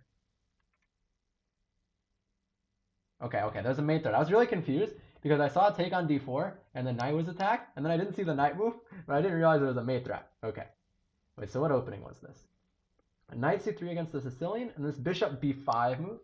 Knight d4, knight f3. So black's idea here is they're saying, I mean white's idea here is they're saying, I don't care, take my bishop pair, I'll be up, like, I'll have 2 extra knights out in development. White wants to use that development advantage. She wants no part of that, so now the bishop drops back. And then a mate threat. And she's thinking here, do you want to defend? Let me flip it around so we're looking at it from her point of view. And yeah, also this one isn't quite a Rossolimo, because Rossolimo the knight wouldn't be on c3 so early, but it's similar, yeah. So queen comes f3. How do you want to stop this mate? Knight f6, I think, is getting hit by e5. So yeah, e6 makes sense. But now knight b5, knight coming in. Volkadov showing off some kind of trappy preparation here, it seems like. Looking to see if he can catch Zoe unprepared, which she does seem to be. She's taking some time. Now, how are we stopping the knight from coming in? Because this is the disadvantage when you put the bishop here and you make both of these moves, is your bishop can't control every single diagonal, unless you want to keep it on f8. So how are we stopping that? Probably, okay, d6 is one option. And yeah, queen a3, are we bringing the bishop back to f8? Oh boy. Then they can take d4 if they need to. It seems like white's already gotten an advantage here. Black's pawns are very weak. And white's ahead in development. Okay. And our last game has also gotten underway.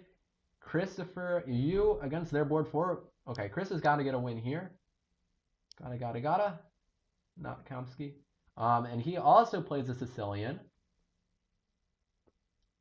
going for a Taimanov, where white goes for bishop e2, and both sides developing in kind of standard fashion. We've seen this structure before, similar to Shanklin's game from before, where white goes e4, f4, but this time white's playing much more aggressively, trying to bring, with the queen here, maybe even trying to bring the queen over to the king side. But Chris has some normal Sicilian, kind of setup. You can't take here if you don't want to get mated. And then, yeah, so with this rook on d7, maybe looking for some kind of push in the center. He's going to have to come up with a plan, but this game will continue to develop. Let's go back and see how Robson's doing. So we were here, around here. Knight c6. Knight gets kicked away. And then c5. And e6. Yeah, this is a crazy position. Robson's known for getting into time pressure, and Naka's known for playing fast and being able to punish people for their time pressure. So on paper, that does not sound like a good matchup. You got your guy who gets into time pressure against your guy who beats people by putting them in time pressure. And to that point, Robson is down almost like half of his opponent's time, 5 minutes to 8, almost 9. However, I do like Robson's position. He has a nice space advantage, has the bishop pair, and has a d-file to work with. Now this knight is actually, it's really funny here, but it does do a good job defending that weakness. But Robson just pushes every pawn forward. He has a big space advantage. Can he convert it into a win? I'm looking at bishop f3 and trying to get some kind of e5 in the future. Because this is your unopposed bishop. It's the one you want to have do some work. Yeah, the time management by Ray is concerning, but his position, it looks all right. And like he's the kind of guy who I trust to be able to perform well under time pressure. Like, I mean, it's hard for anybody, but if you're going to put anybody under time pressure, like he's going to do well. And okay, let's see back here. Okay, Shanklin managed to get a pass pawn on d5. It's weak. It can be captured. But what are the tactics here? So if you take this way, I think there's bishop e4 and everybody's pinned. If you take this way, are you like taking here? And then check? And then take? That seems like it might just be equalizing though. There's probably, I'm sure Shanklin has some kind of other idea. He's still up 3 minutes. I'm not sure what the plan is there. Let's see. This one has Zoe managed to stave off some of that initiative. He goes bishop e5. Okay, I was thinking I was going to play the depressing bishop f8. I don't know how stable the bishop is here. c3, trying to take and force the bishop away. So she pushes, trying to just give back the pawn. But I'm at take, knight out, bishop back, trying to go d4. Oh, this looks scary. Yeah, her turn now, but how do you deal with d4 and then a capture on d6? Do you just have to castle or just play the position down 2 pawns? Oh no. This is a disaster. You're already down a pawn, and I don't see how you're saving the second one. Unless maybe d5, does that work? You're already down a pawn though, so either way, this is trouble. Zoe didn't get her feet on the ground in this game. Her feet off the ground? I don't know what the phrase is.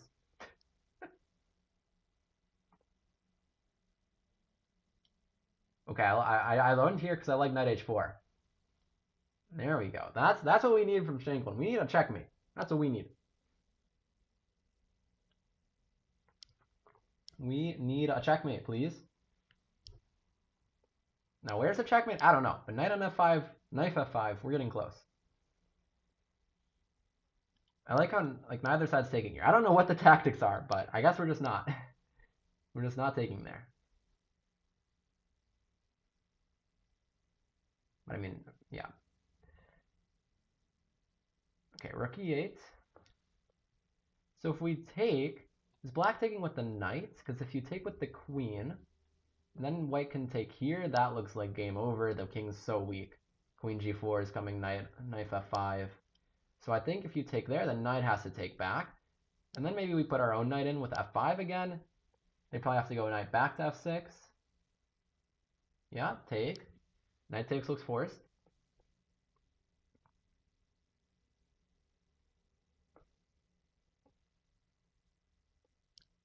Yeah, this is what we were saying. Now I think knight f6, you have to defend. There's a threat there. Although I guess your knight is defending it like that. So I guess black could also move the queen somewhere, like queen g5. Looks kind of shaky. No, okay, bishop drops back. Everybody's going back home, but I feel like Shanklin's doing a good job here. Queen g4, knight f6 will happen.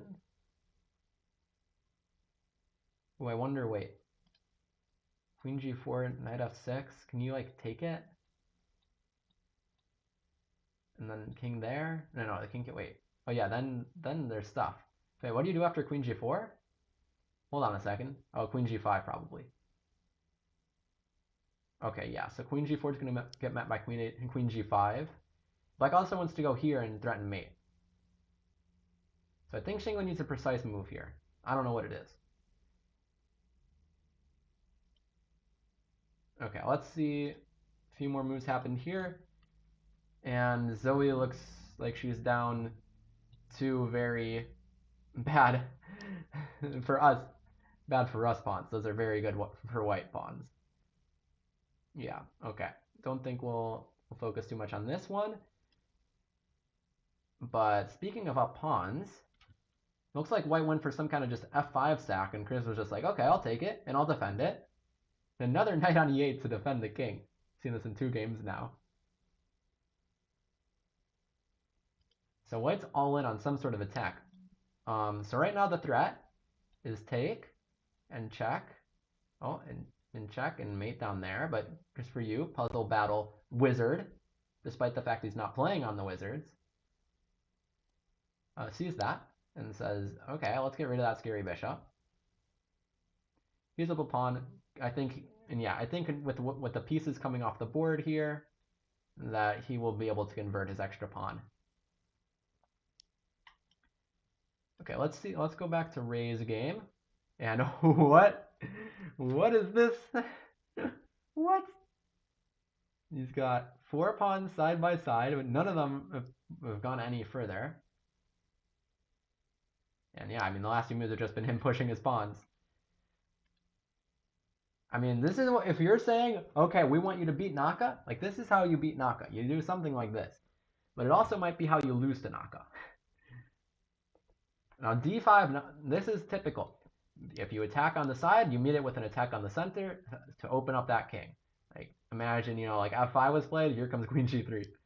But this pawn is hanging a million times, so I don't know what's happening anymore. Now, queen takes there is a threat, I think, because it's pinned. I'll like take, you can take, and then you win your pawn back. This is a wild game. Wild game.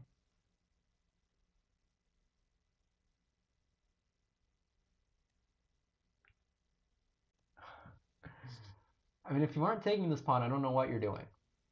Like, what else? Like, maybe you push? And yeah, Robson is down significantly on time, which is scary. Well, wait a second. I just looked at the full. Is he winning a piece here? Rook d8. No, then knight f6 would have happened and won the rook. Rook c2. That's 2 pawns. Ooh. Wait. There's got to be some tactics here. Like knight f2. There's got to be something. I mean, if you take, you get mated. But I guess you're just moving the king over. There's got to be something good. Maybe not. I mean, your knight is stopping them from mating you.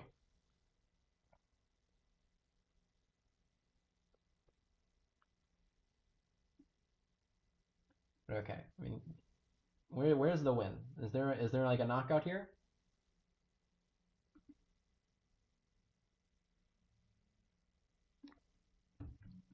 Is there a knockout?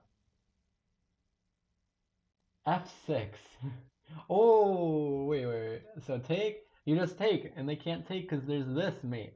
Oh, what a move, F6. Meanwhile, we do see Vokudov did win that one. Oh, these bishops. Okay, I don't want to look at that anymore. Go away. I want to see him win this one. That's what I want to see. This is what I want to see. Look at that. No more checks. You can trade queens, and then black's up. That'll be 3 pawns. That's great news. Knight f4. Okay, now where's the mate? He just goes back rook c8.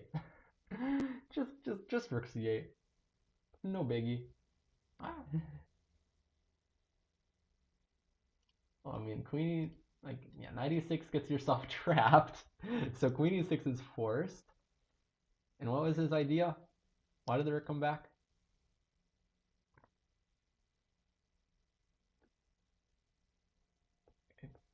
I was hoping you could convert this quickly, but maybe stuff's not going to happen so quickly. Let's look at this one. Rook takes f4 just happened on the board. So we took with the e pawn. I have no clue what's happening here. And yeah, this is the position. This is the kind of position where we like not having the eval bar or don't like it, because I have no clue. I can't help you here. Like, I'm just a national master. These guys are 2700s. Don't ask me what's happening here. I can tell you that material is even. I can do that much. I can help you there. I can tell you that the rook's under attack now. It wasn't before because the pin. So we're also going to take that way and then take the rook.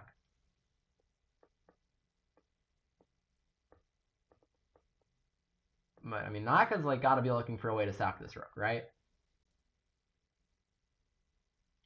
Or can you just like take and take c4? Is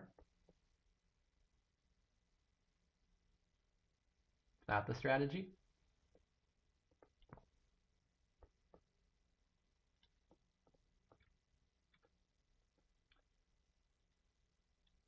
Yeah, I feel like I don't know. Yeah, I don't know what's happening, but taking c4 makes a lot of sense to me at least, because I mean you got to move your rook somewhere. Moving it there to take a pawn. Hey, thank you, Chess Doctors, for the raid. We've got week 2 of the Pro Chess League. We're playing as the Unicorns.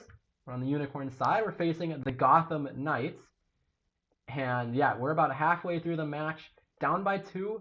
Actually, technically down by 3 right now, but hopefully we'll score some points this round still. Okay, he drops the rook back. Wow, so letting this bishop come to d4. This bishop is insanely strong. This bishop could come to d5 at a moment's notice. He takes on c4 with the queen, preventing, because I wanted to take and get a bishop to d5, so he's prevented that by putting the queen there. That was good.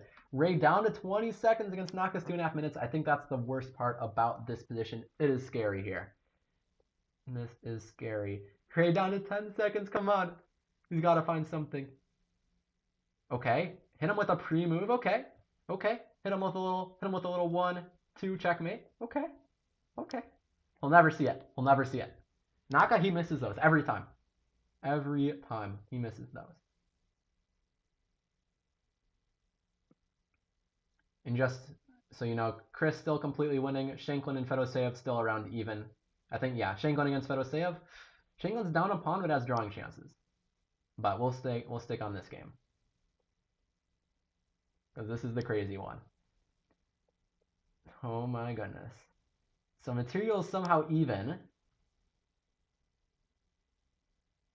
So, okay. Knight's there. What's happening? So if you take, you're dropping f3. Doesn't that seem like a good endgame, though? Or not? Is this just a draw? I was thinking rook d6 at the end. This is also what Ray saw. But Naka, I guess, saw further and sees some attacking ideas. Ooh, knight d7 fork. Ooh. Oh, that's, yeah, just simplify.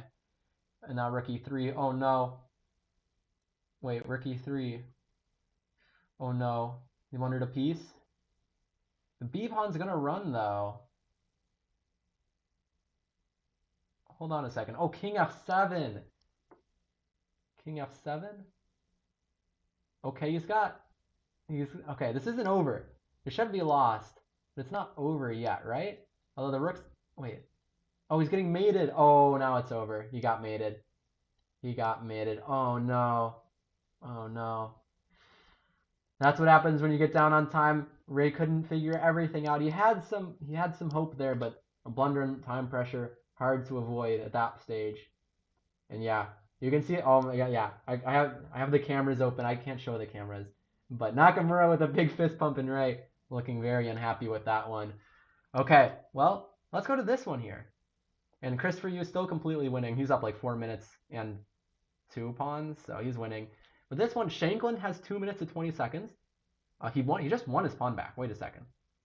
Fedoseev just hung the f7 pawn.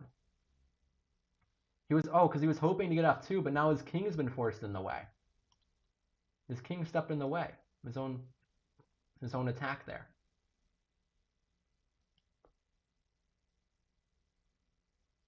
But yeah, Sam needs to get a win here to keep us in the match. Because we are significantly down here. If Sam wins, we'll just be down by 2. Which, I mean, similar comebacks have happened. It'll be really hard, but not impossible. But if Sam, I don't know, like, maybe, I don't know, but maybe there's no winning chances. Maybe this one's just a draw. Well, yeah. I don't know if there's any winning chances, though. Opposite colored bishops. With the rooks on the board, there's some hope. Like, it's not dead draw.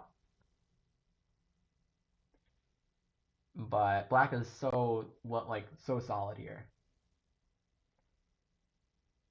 Okay, they agreed to a draw. Yeah, if you move your rook somewhere else, then the rook's coming into e2, forcing your rook back, so you have to trade pretty much, and then it's a dead draw opposite color bishops.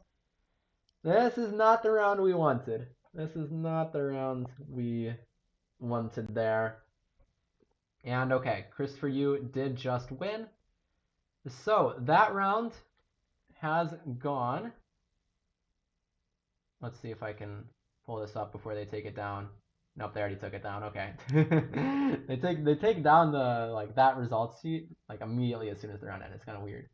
But anyway, we went down 2.5, 1.5 that round, which means Gotham Knights is up by 3. Oh no. We've got one more round though. Don't go anywhere. Next round will start in about 5. Usually it's around 5 minutes. So stick around. We'll talk about some of these games. But Gotham Knights are on the verge of victory. Can the Unicorns pull a comeback? This is gonna be big. Ugh. But yeah, it's gonna be tough though, because Naka and Fedoseev, I think both have white. I think is how the colors were in this last round. Now that I think the colors are a little confusing. But oh, this is tough. But yeah, if we get 4-0 in the last round, 4-0 sweep for the Unicorns, that's what we need. That's what we need.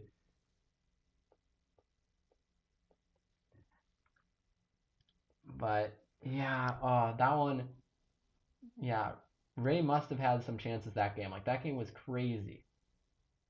But it all came down, I think, because yeah, we were in this position where he has 10 seconds, and yeah, my first thought too, because I didn't see another great move to make. Maybe I wonder if you're supposed to keep the bishop alive or something. Here, do you want to check? Oh wow, it says he's winning, and yeah, bishop g2 is the move, because the bishop's just gonna be so strong here. Take. Oh, you're supposed to take with the bishop. Okay, obviously. You take with the bishop. And then yeah, and now there's problems now because you're losing the knight now. The knight lost its defender. Computer gives some weird lines like this, trying to go here, and then white just calmly plays g5, and then rook here, and then obviously you don't attack the rook. You play no, you do. Okay. At first the engine was giving this move. This is why engines are weird. At first it was saying bishop bishop g2 and not bishop h3. But yeah. But that's a hard sequence to find. My first instinct was also the same thing, just simplify. You're down on time, it's usually a good idea to simplify at that point. And I also wanted to go for this, but Naka had calculated ahead. He saw that at the end of this line, there's knight d7, forking, and is this already lost here? I think it is, because if you move your rook anywhere else, you're dropping your bishop, and rook e6, as we saw in the game, then was king f7. Once the rook moves, you lose your bishop. So here, it's tough, but you actually just had to not take this pawn, which looks so tempting, and you only had 5 seconds to figure this out, to see that, because that king f7 move is really hard. Because at first I was thinking rook e3, but then there's here, and then if take, now c6 or b6, and you can't stop it with your knight because you're pinned, so you have to move your rook over to stop it, but then it's a draw. Or black could have done it better to not go down a pawn, but anyway. But yeah, that was a big chance. Why is Georg not playing this week? I don't know. You're gonna have to ask. I don't know who actually decides the lineups. I assume it's some combination of Kostya and David, because I think they're the captain / manager. But I don't really know. You'll have to bring it up with them. But yeah, from my perspective, just historically in the PCL, Georg Meyer, one of the strongest players. But you do have, I don't know how many people are on the dojo lineup exactly, but we do have quite a number of people, so it makes sense to rotate through. The first couple weeks, the way it works is in order, you get eliminated, or however, I don't know exactly what the best terminology is because this isn't quite relegation, even though that's normally what you would describe it as. But you get eliminated with 3 losses, and you advance with 3 wins. And so for the first couple weeks, getting a loss here and there isn't that bad as long as you don't get 3. So it makes some sense, try some different lineups out the first few weeks, figure out what's the best. So then in the important weeks where playoff spots are on the line, and in the playoffs themselves, if you make it, then okay, this is what we're going for. And then also, by the way, next round should be getting started in about 2 or 3 minutes. So, yeah, just a couple more minutes to wait. But yeah, so like I do think like the Unicorns team,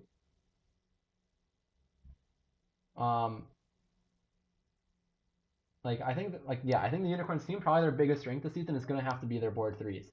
Like I think because yeah, I think like Jorg Meyer on board 3, Christopher Yu. Although Christopher Yu, what has he scored today?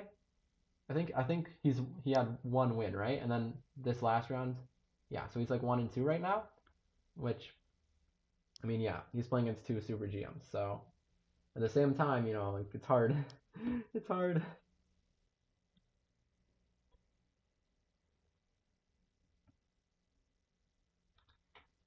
But yeah, I mean, this last round is going to be crazy. This last round is where it's the even matchup. So board 1 against board 1, 2 against 2, 3 against 3, and if you did the math, 4 against 7. No, I mean 4 against 4. Okay.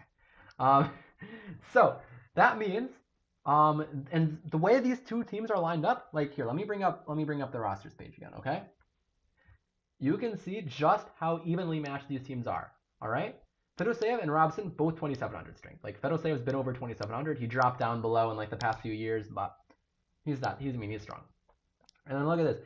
Okay, so these ratings I think are from November, but in the live ratings I think Volkodov is 2,600, so he's gained like 30 points since then. I think it's something like that. I might be wrong, but I mean both of them are like high 2,500 strength, like 2,600, something like that. And then the bottom 2 boards are both 2,100 FIDE, 2,200 FIDE in that area. So this is super evenly matched. We're down by, what are we down by? I don't know if I want to look. We're down by 3. All right. So we need to go 3.5 half, which is insanely hard. And I guess match strategy. And I don't know how much like the teams communicate with each other and like figure this stuff out, because I mean I'm sure they're allowed to communicate, but I imagine the match strategy should be like Shanklin get a draw with black against Naka, and then everyone else has to try to win. I imagine that's the strategy. Like definitely Zoe and Chris have to win, and then like because I mean it's gonna be tough to like force a win on demand against Naka. But yeah, and it'll also be interesting. Like, what opening does Naka start with? Is he going to play his B3 stuff, or does he play E4? Because if he plays E4, I'm curious to see, does Shanklin just go for his Berlin? I mean, because that'll clearly indicate, like, what the match strategy is. Because, like, does Shanklin go for Berlin? Does Naka force his Berlin draw? Does he pretend like he's playing against Wesley? Force the Berlin draw? Because, I think that's kind of beneficial for both sides. Because a draw secures at least a tie for Gotham, but I mean, that is like if I go back to this scene, you'll see again that is the biggest difference. Naka, 50 points higher rated than Shanklin, and in online stuff like Blitz Rapid especially, he's a favorite. And so I'll be interested to see what Naka's strategy is. Does he go for E4, try to force a draw right away, or does he play the stuff he's known for with Knight F3, B3, E3, stuff Kostya likes too, E3 Poison-esque. Yeah, Naka lives for the Berlin draw. Yes, most exciting part of playing chess. You know what I like most about chess? The Berlin draw. That's not at all hot take. You're saying Naka's gonna go after Shanklin. See, I think from the Gotham Knights perspective, I don't think they want him taking risks. Because I think their goal is like all they need is 1 win or 2 draws. And okay, there's always the question here, like if you're this close, like do you just tell everyone, okay, go for a win, and then like someone will get a win, or do you just say like, okay, like Naka play solid, Fedoseev play solid, and we're off? And okay, so before I show it, I just keep in mind what we were talking about. Predictions: what will Naka play? Does he play E4? And if he does play E4, what will Shanklin play? Will Shanklin play the Berlin? Because I'm gonna go over now, and we're gonna see that. Oh, I gotta open the game first. Oh. That Naka did play 1e4, and Shanklin did play c5. So Shanklin does not want to draw. Because if he wanted to draw, he would have played Berlin. And Naka probably would have gone for that draw.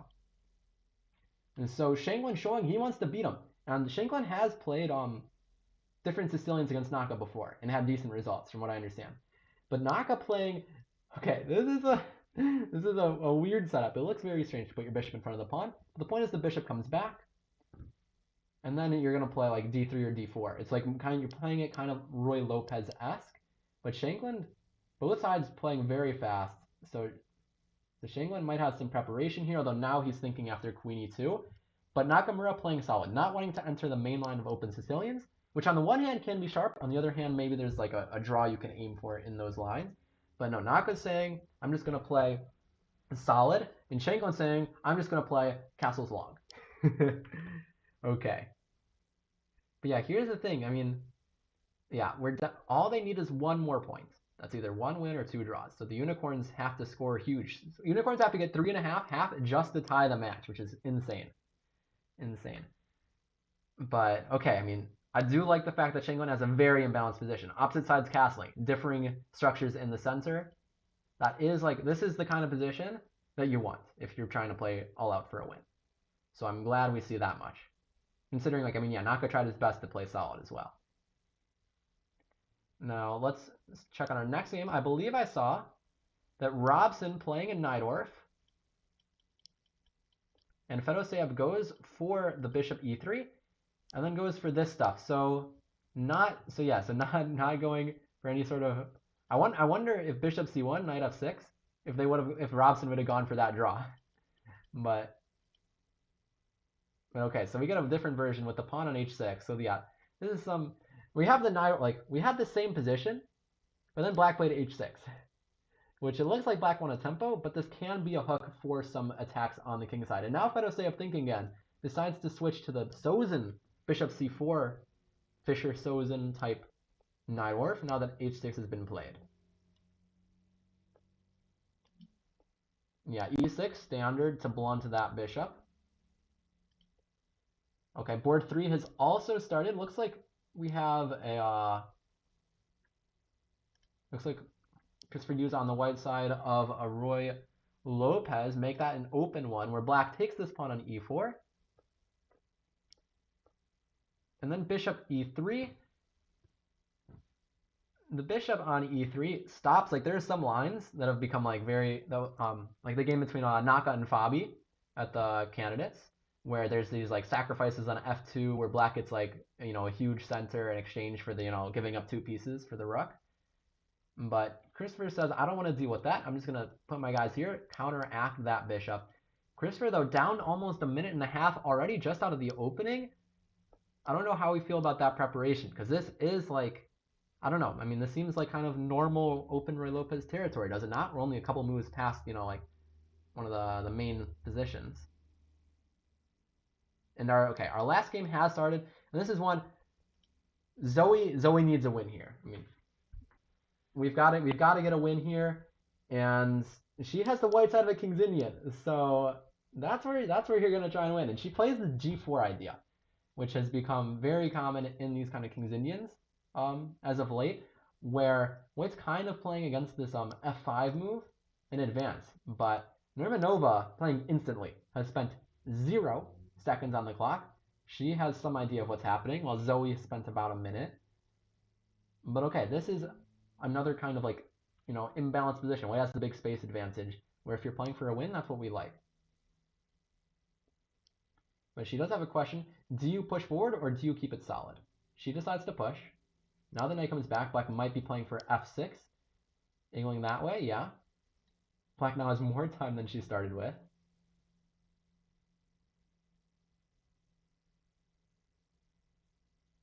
Black still more time. What is happening here? Black knows exactly what to do. Now, White thinking here. Is this not the move you want to do? You definitely don't want to trade your bishop for that horrid knight. That knight is awful. Don't want to trade for that thing. We like our lights. I mean, we like our dark square bishop. Now rook f4. Okay. Okay. Black finally below 10 minutes at least, but I feel like this might still be prep. So this is a very typical exchange sacrifice, actually, where the point is that this bishop is really, really bad, stuck behind your own pawn like that. So you're saying, okay, you take me, I'll give up my rook for your bishop, if that means my bishop gets to actually live a life and not just, you know, sit there and be sad. And your other idea is that you want to take g5. So you're trying to at least get a pawn for the exchange, and then if the bishop's really strong, that seems like good compensation for black. Now, at the same time, do you really just, like, if you don't take this, then you're kind of just losing the g5 pawn, right? So it feels like you might have to take it. But Zoe thinking here. I feel like overall in this match, time management has been a bit of a problem. I think it really only cost us the game with Ray. But it feels like most games our team has been down on time, which is something that I think the more the season progresses, the more experience they can get in this time format, the better that'll get. I want to check back this game. Okay, like nothing's happened. Okay, let's see. I mean, this is the game, right? Like this is, the headliner mashup, Naka against Shankland, U.S. champions face off. And again, if we're saying Shankland's got to win, and let me flip it around, so we're looking from our side. If we're saying Shankland wants to win, yeah, I mean, we'll take it. We'll take this kind of position. Weird structure in the center. Like both sides have like 2 pawn diagonals.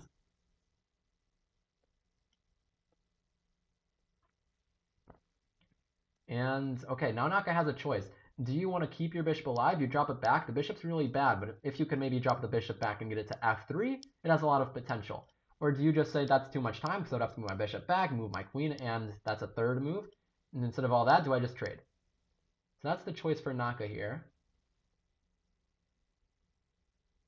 And there's also like, when you put the bishop back, I guess you're probably going to put the queen on like, I mean, it's weird because if you put your queen there, you're like walking into a pin. So your queen doesn't have a great, like this is the square your queen wants to stay on. Like c2, you're getting like hit by the knight. At the right moments, I'm guessing Shankland's looking for some kind of like f6 and g5 breaks. Otherwise, I don't know what he's doing. And yeah, it's always hard with the lineups like, yeah, I mean, you do the best you can. I mean, the thing is you say against such a strong team, every team in this league is going to be such a strong team. That's the thing. And like the way this one works is kind of cool. It's Swiss. So if you won your first match, you play another team that won your first match. And here's g5. That's what I was saying. There's g5 trying to undermine that e5 pawn in the center. Bishop f4, pin, bishop d6, looks like it makes sense. Break the pin and defend. And yeah, I like Shankland's position from the perspective of the imbalance, but this also reminds me of the position Naka had in his first game against Zoe, where this knight's going to come to e4. If the bishop can come there, he has such a strong grip over those light squares, it looks like it might be a difficult position for Shankland to play. Okay, I just saw Robson made a break in the center. Let's go check out that one. We had, so we had some weird shenanigans in the opening, like a lot of back and forth, like bishop to c4, bishop back, knight there, knight back. But eventually reached somewhat, like this is again similar to Shankland's game against their board 4. Where on Robson's last move we just played e5, committing in the center, asking, do you want to put a knight on f5? Do you want to bring your knight back? And now what does he want to do next? Are we looking for some kind of d5 craziness? Is d5 in the cards? There's also like knight g4 to consider now that we've opened up our bishop to defend. He takes that light square bishop first. And now what does he want? Knight's a little tender here. Is there a way to take advantage of it? He does with bringing the bishop out. Maybe the knight will drop back.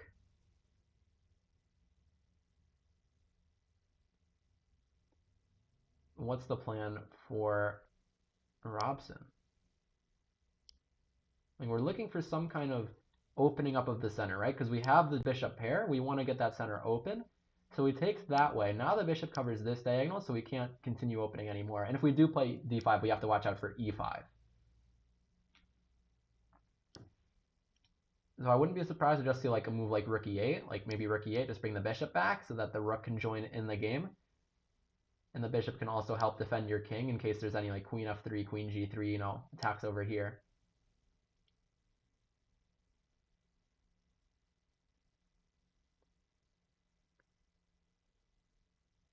Okay, looks like not a lot of developments in any of the games. In this one's kind of yeah, I mean kind of a structure you can expect. Where black has pushed all their queenside pawns, white has the kingside pawn. This is another one though, where if you're playing for a win, like this is a nice imbalanced position. White has the more space here. Can you organize any kingside play? Can you organize an attack against the d5 pawn? If you force them to push here, then this bishop is locked behind all its own pawns. So bishop drops back to c2. Does bishop f5 work? Okay, so they decided to just defend the d5 pawn. Now they might be considering bishop f5. I think black would like that trade because this bishop is not great right now. Can we stop that trade? I'm even, can we stop that bishop f5 move? Okay, okay, he goes on the other side. He switches his attention. He just says, I'm going to go a4, try and activate this rook, open up that file for it.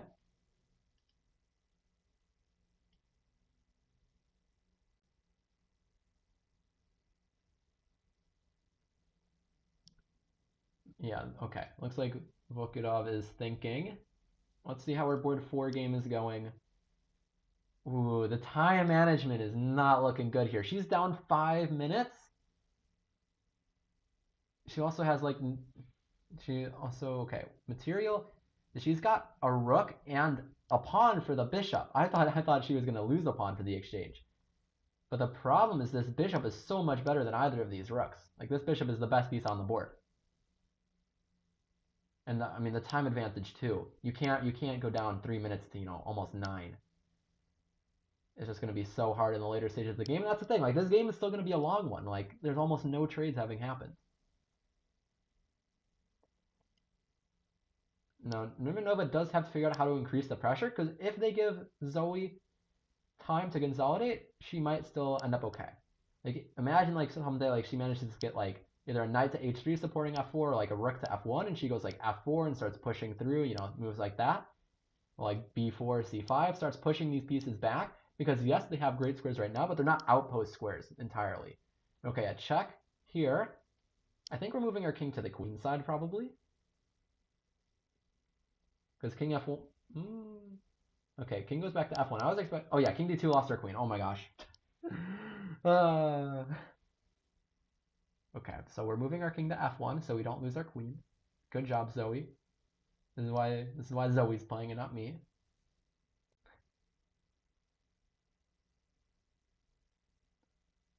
Okay, queen drops back to f2. I would love to kick, like I'm saying, I would love to kick this bishop out and start pushing these pawns. Okay, Nurmanova gets one pawn back, and now this knight can't move, which is very annoying. I think I want to do something about this knight. Knight's, I mean, it's attacking some pawns, but is it really helping? But I don't know where to bring it. I want to put it on d3 or something, like play b4 and then get my knight to d3 to trade off for this bishop. But 2 squares diagonally, that takes 4 moves to get there, forever. Okay. Another game. So Shanklin has a 5 versus 3 on the queen side, but he's dropping a pawn here, and that's a G pawn that's about to promote. How are we dealing with that one?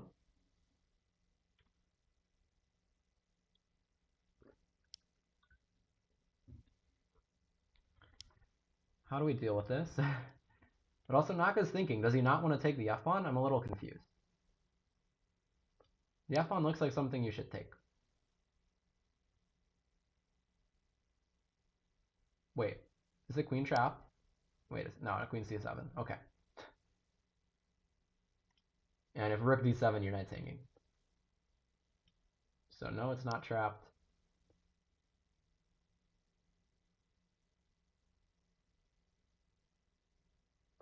Okay. I imagine we're putting a rook on f8 to gain a tempo and attack that queen.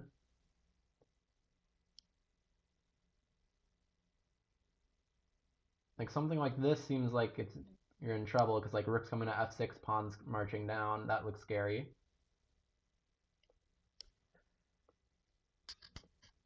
I mean, yeah, Shanklin's down a pawn and Naka's pawns are moving much faster. This seems like he's in trouble. Now Shanklin is up on time though. This might be the first time anyone has ever been up on time against Naka.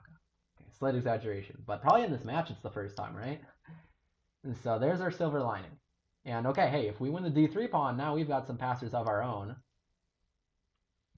But, oh, bishop d6. Because if you take it, rook takes, queen takes. Just simplifying, winning some more pawns. Oh, this looks like it's over. You can't move your rook because it's stuck. It's overloaded. It's stuck defending everybody. And if rook takes d6, then there's rook takes f5, rook takes f5, queen c8 mate. What a tactic by Naka. I think that's going to be the end. I'm sorry, friends. That looks like the end. Because if Naka gets the win here, this is what I'm saying. If someone goes 4-0, if Naka goes 4-0, it's so hard. Yeah, Naka goes 4-0. I mean, one more win is all they need. Yeah, the rest of the board's like, it still looks like equal chances at least. Yeah, this one, there's a lot of weak pawns. So like you can easily imagine Robson picking off some pawns here. But you can also imagine White getting some pawns of their own. Ooh, bishop h6. Oh, shoot. Oh, man. Bishop h6. If you take it, you're losing your knight. Uh-oh.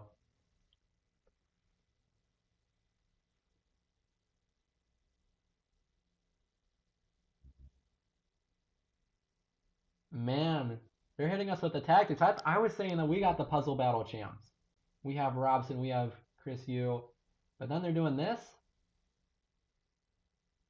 Oh, man. I think he's probably still, like, okay, though. Because he's just down a pawn and he'll probably get some back. There's not, like, actually a threat. Like, what if we just, like, I guess, like, take? There's probably a draw, though, right? Because take there and, like, queen g4 and, like, queen h5. So I feel like it's going to be some kind of perpetual. I don't know, though. I'm not entirely sure what's happening. Because if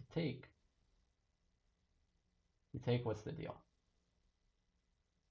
Okay, let's look at this game. It looks like it's about to, Shenklin might be about to resign soon. There's no stopping this pawn.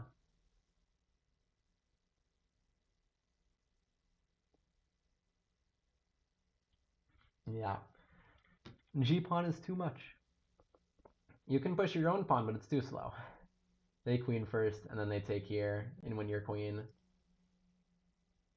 Okay, well now they're taking, and then they're playing. Wait. Okay, so you don't push yet because you lose your pawn. So what's the best way to do this?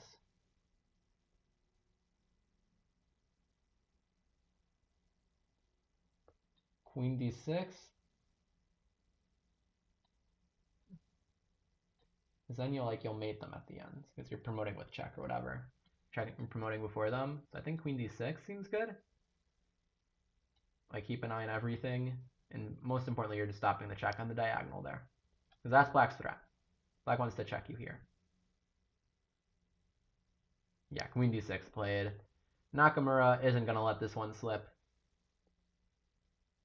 And Shanklin running out of moves here. You can try bringing the queen back, but then, yeah, now there's, I think you can go check and then push.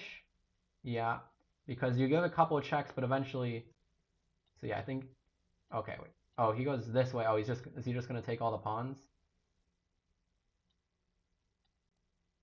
I feel like he could have just pushed. Unless I'm missing something there. But okay, Shanklin resigns here. Sorry, but that's the match. The Unicorns go down. Well played. Congratulations to the Gotham Knights. They played a very great match. But you know what? We still got some more games left. So don't go anywhere. We still got some cool games. There's a bishop on g7. Don't go anywhere. Don't tell me you don't want to see this bishop on g7. What just happened? Queen c4, queen moves. Queen takes another pawn, and then bishop takes g7. What? There's takes there. The rook c2.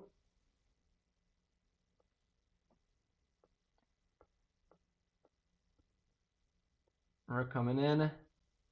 Knight takes there with check. f6 is about to fall. Oh my goodness. Queen f6 though, you get mated. So queen g3. Defend that square, set up discoveries.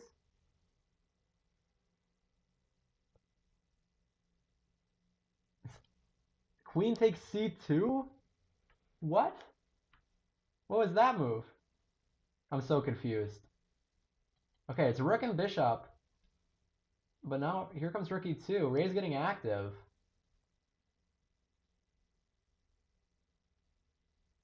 There are chances here, right? You gotta go like Rook G1, super passive. I feel like Ray has chances now. Let's look at our other games. The other games.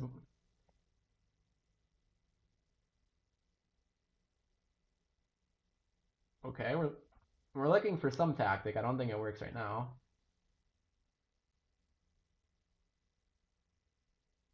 There's some kind of like Queen F3 96 ideas. Trying to find something. Wait, whoa, whoa, wait, okay. I gotta go back to this game. I'm sorry.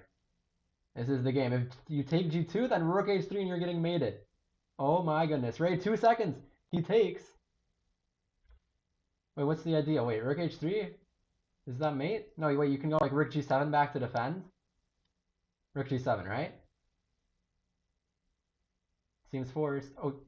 Oh, wait, that way, okay. Your Rook can come back to defend. Okay. That's better than my move. Oh my goodness, Ray has 4 seconds, but he finds this move to keep himself in the game. If you give him time, he's going to go Queen E4 and mate you. So Rook there stopping the Queen from coming in. Queen C6 back, though, setting up, again, this diagonal. Like, if you check, and I'll check, I'll go Rook G8 back, block your check, mate you. This looks completely winning now. How do you stop? The Rook's just going to move and mate you. It looks like Ray's going to get a win here, but too little too late for the unicorns.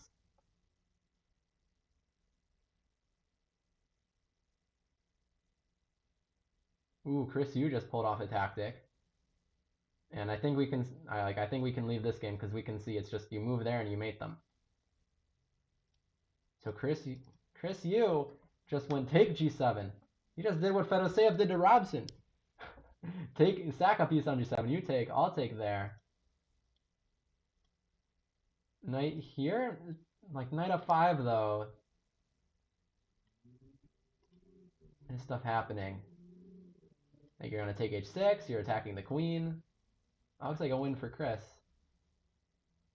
Fedoseev down to 10 seconds now? Okay, he's probably gonna make a move and then resign or something. Okay, gives a check. You can just move the king over. Rook G3. You answer a check with a check. Rook G1. Rook G3. Ooh, sweet. Sweet. Look at that. The rook can be taken by everybody, except it can't because the sniper on A8 delivers the checkmate. Okay, Chris Yu looks like he's completely winning now, about to mop up the rest of Black's pawns and deliver a checkmate against this king. So we're finally going to have, it seems like a strong round the last time, but just needed some of these good showings to come sooner.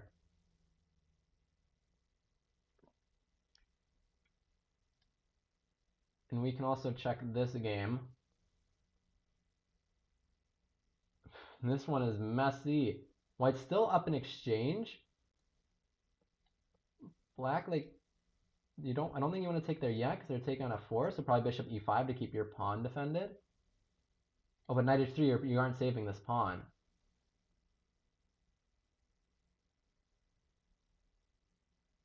Knight e2, yeah, use the king, attack it.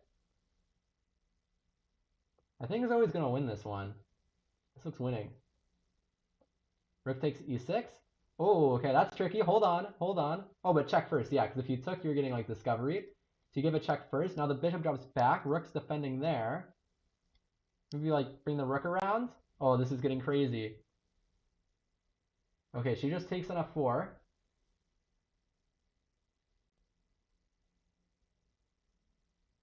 In f4, okay, so it's rook for bishop and a pawn. That's a really good bishop on e5. So often the goal in this kind of endgame is you want to trade a pair of rooks. Oh, she just dropped her a2 pawn. I guess she's getting rook f7. But yeah, normally the goal is trade a pair of rooks because your rooks are like kind of doing the same thing. Okay, Chris Yu does get the win there. Very nice, got it in the rook and pawn endgame where he's up like 3 pawns.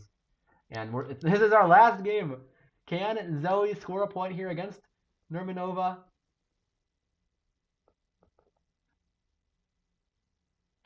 The king's walking up the board. I think she might win. I think she's going to win this one. She's going to win these pawns. She's going to like get her king up to g6.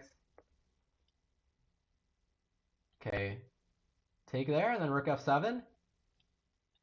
You can take b4, but rook f7, you're gonna get mated.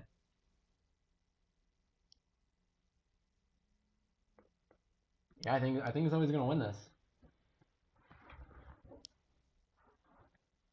Oh my goodness. Let's go, Zoe. Oh, just take it b7? Okay.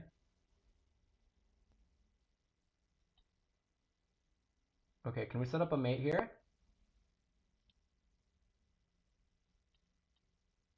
Get the king in.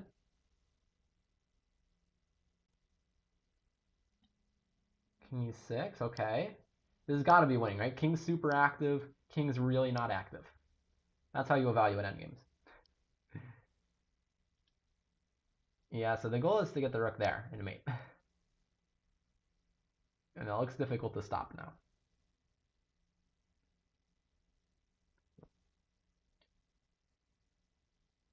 Rook c7. Okay, well, I mean, there you do let the bishop defend for a second. But, okay, so the rook's going to come back, but we don't really care. We just win the a6 pawn. I'd prefer not to give this pawn back.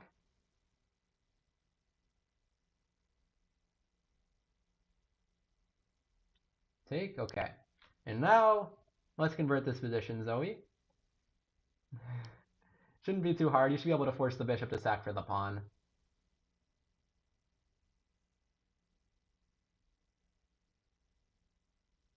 You're also, yeah, you're looking for a moment to sack, depending on where the king is.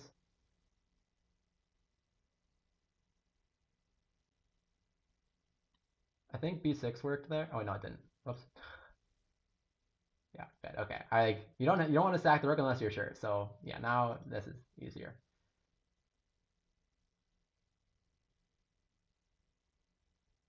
Yeah, now you can take. All right, Zoe converted that cleanly. Okay. Oh my goodness. Come on, we were so close.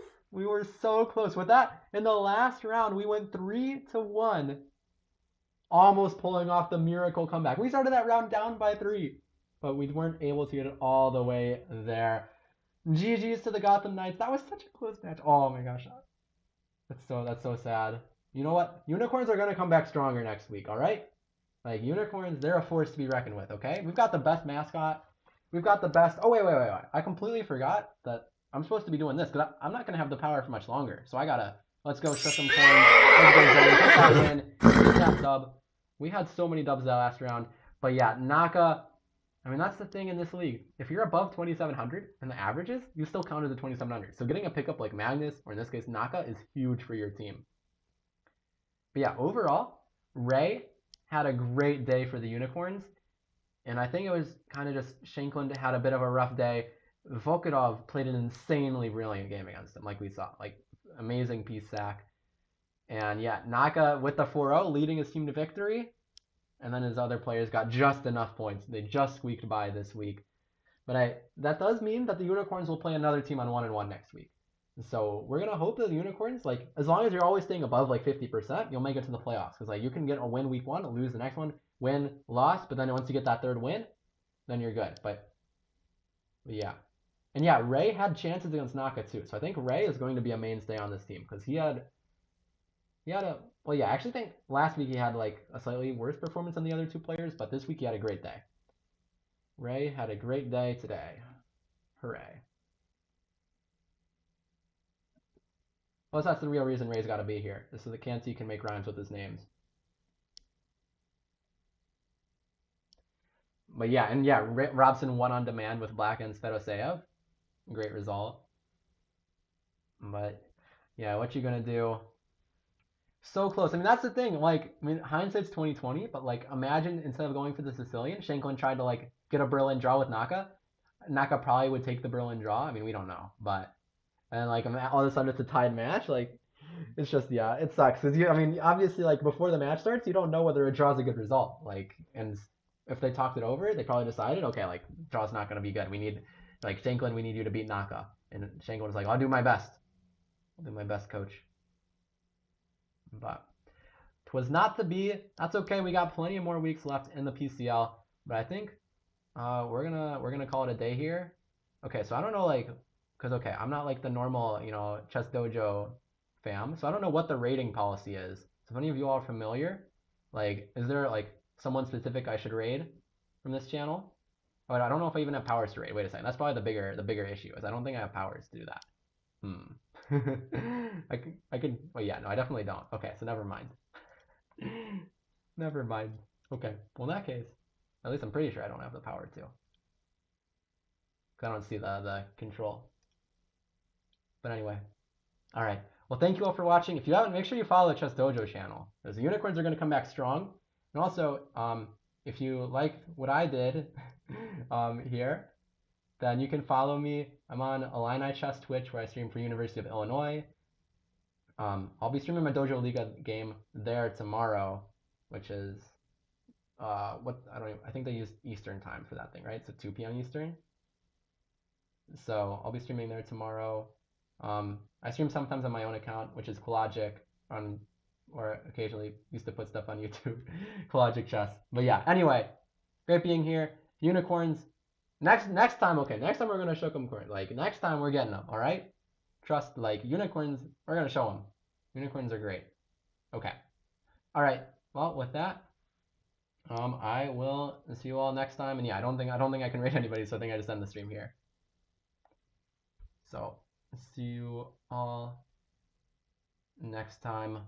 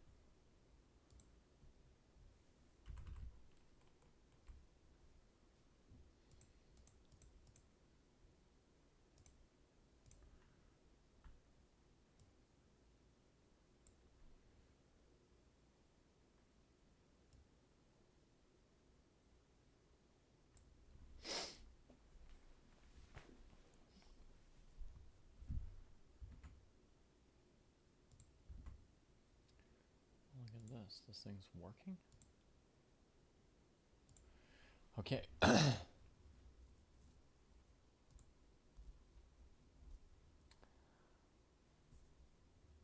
Hey, Rumpelstiltskin Jr. and Renga.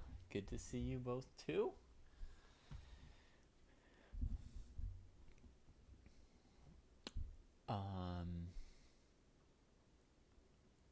All right, I'm almost set up. We're going to be looking at a couple games here. In a moment. So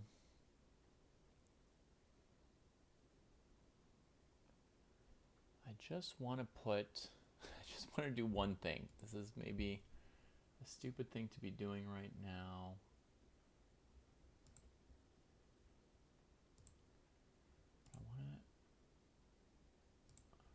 But like in general, I need to do this, so let's just make the effort.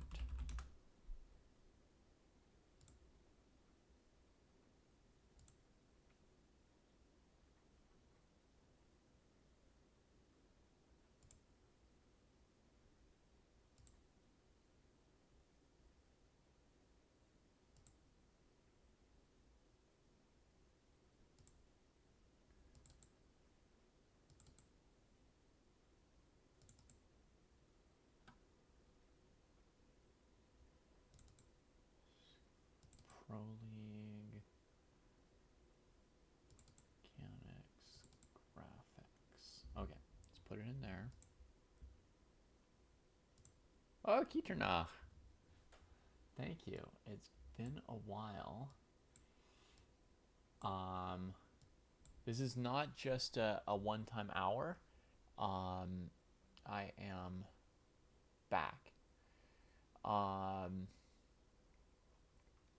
So my next stream might be later today, or it might be tomorrow. And Big T, my friend. yes, the room definitely needs some cleaning. You're absolutely correct. This closet door can't even close because of all the stuff. But as usual, I'm giving you a dose of real life rather than some pristine, clean, doctored scene. So my life is messy. My house is messy. But I would rather have a moment of chess than just keep cleaning. I'm already doing laundry this morning, folded the laundry I did last night, cleaning cloth diapers. I get 45 minutes here to look at some chess. So, so that's what we're doing.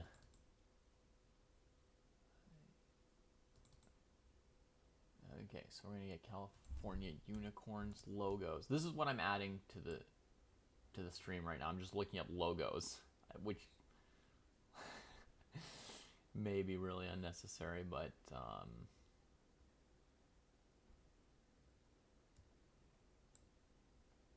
let's see. Okay,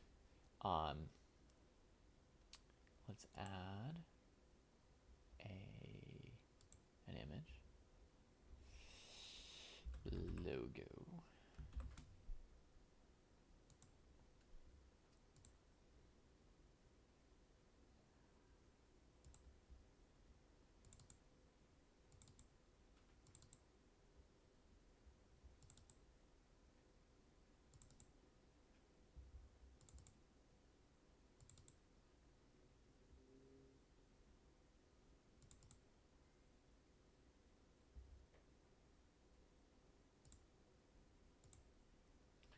All right, so that's what we were looking for.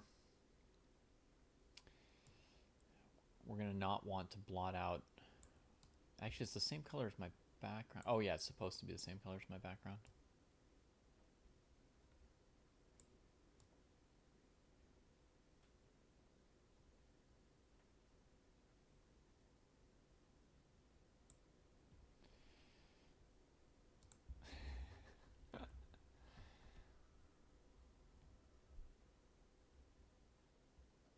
Rainbows are banned. Yikes. Rainbows are banned. That's intense. Is that because of their association with gay rights or something? Or are you not allowed to say? Okay,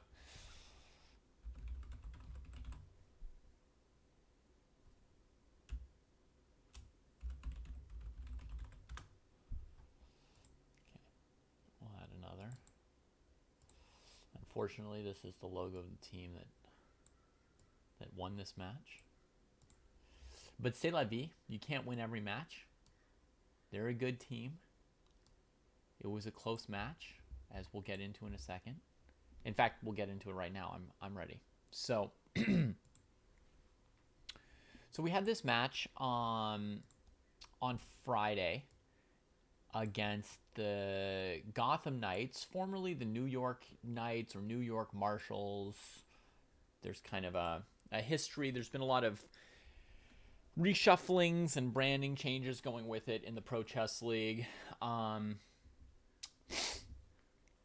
But anyway, the New York Knights, now the Gotham Knights, that was our opponent in week 2 of the Pro Chess League. We had a fantastic match with them last Friday. I think that in terms of just looking at the two lineups, I think it was a little bit of a toss-up. I think it was really close to 50-50 who would come out ahead in the match. They had two really... The two teams had very, very, very similar structures to their lineups. Actually, let me see if I could even show it to you maybe for a second. For anyone who wasn't there, and it'll really... Yeah, I think I can. It'll be really clear to you what the balance was here. So check this out. I've got, a secret behind the scenes spreadsheet here.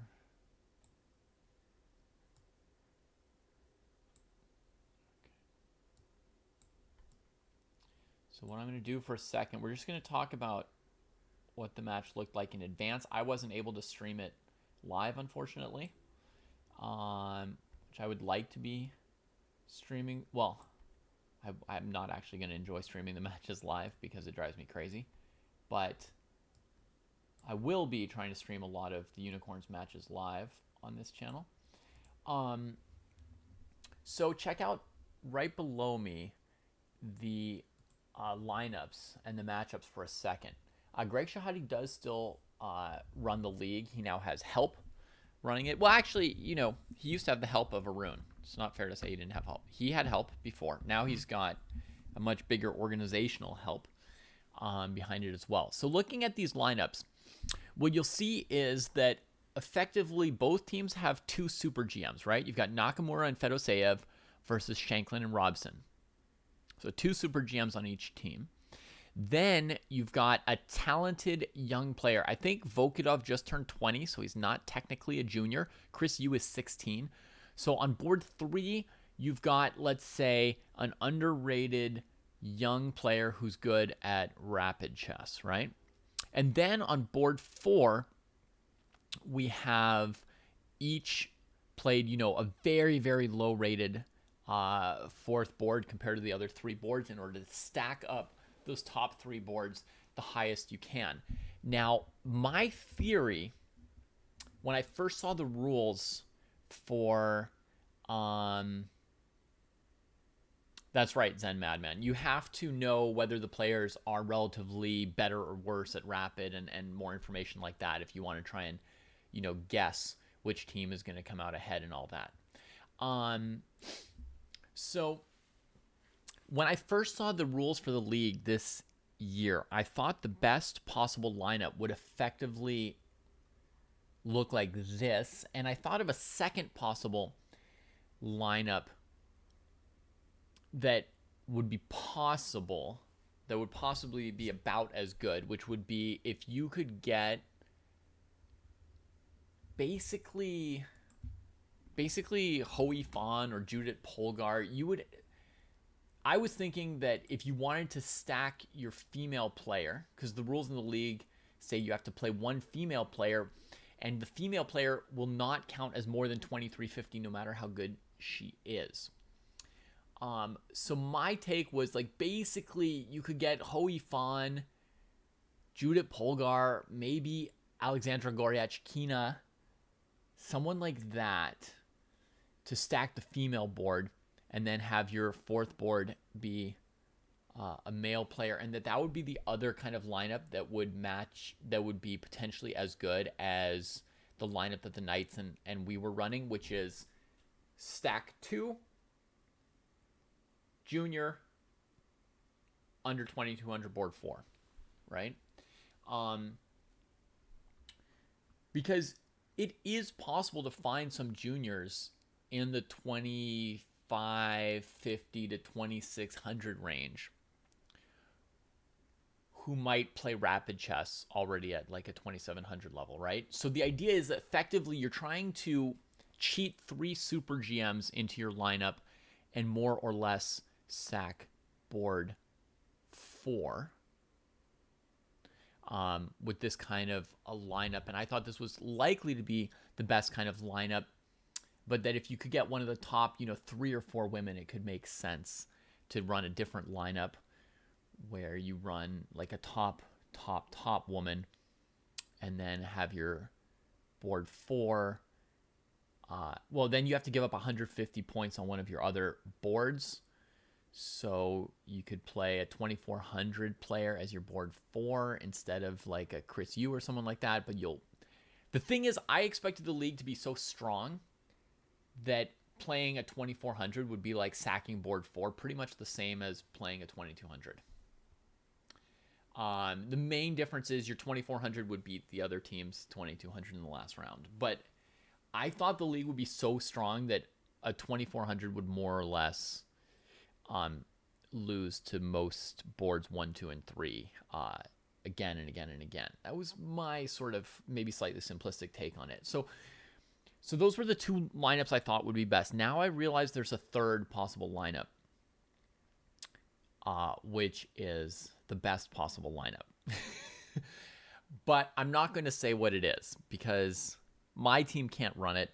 I've seen no other team run it just yet. But there is one style of lineup in the league which is the best possible lineup with the league's current rules.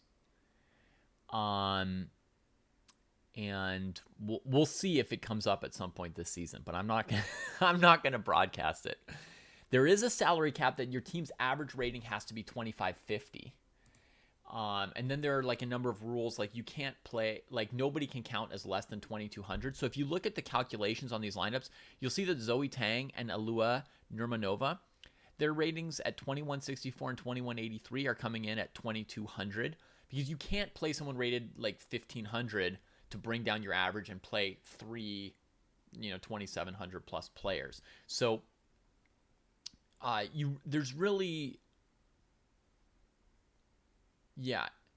there's sort of no way to play three 2700 players in the league. The Knights and us this week are trying to sort of trickily get there by playing players whose FIDE ratings are not 2700 but whose rapid ratings might be close to that. It's a little more general than that, Zen Madman, yeah? Like Magnus, Hikaru, Judith, that's a very, very specific lineup, which in fact would obviously be the best lineup possible in the league. And you don't even have to make the fourth player random. You can handpick the best fourth player as well. But that's a very specific lineup. I'm talking about like a type of lineup that any team can play, right? Like the Knights here, they've got Hikaru and we don't, but we're still playing the same type of lineup, right? Two 2700s, and I'm counting Fedoseev as being 2700. He's 10 points below right now, but his rating takes up that much space and he is that good. So, a type of lineup, two 2700s, high 2500 underrated player, under 2200 board 4 as sort of like a type that like any team could play with or without our specific players or their specific players. Okay, so we're playing a style of lineup which I think is tied for second or third best type of lineup. I think there's one lineup that's better than this and one lineup that might be as good, although I'm suspicious. So we'll see how the league plays out. We'll get more data. But I think this is a very, very strong kind of lineup. We're playing the same lineup more or less.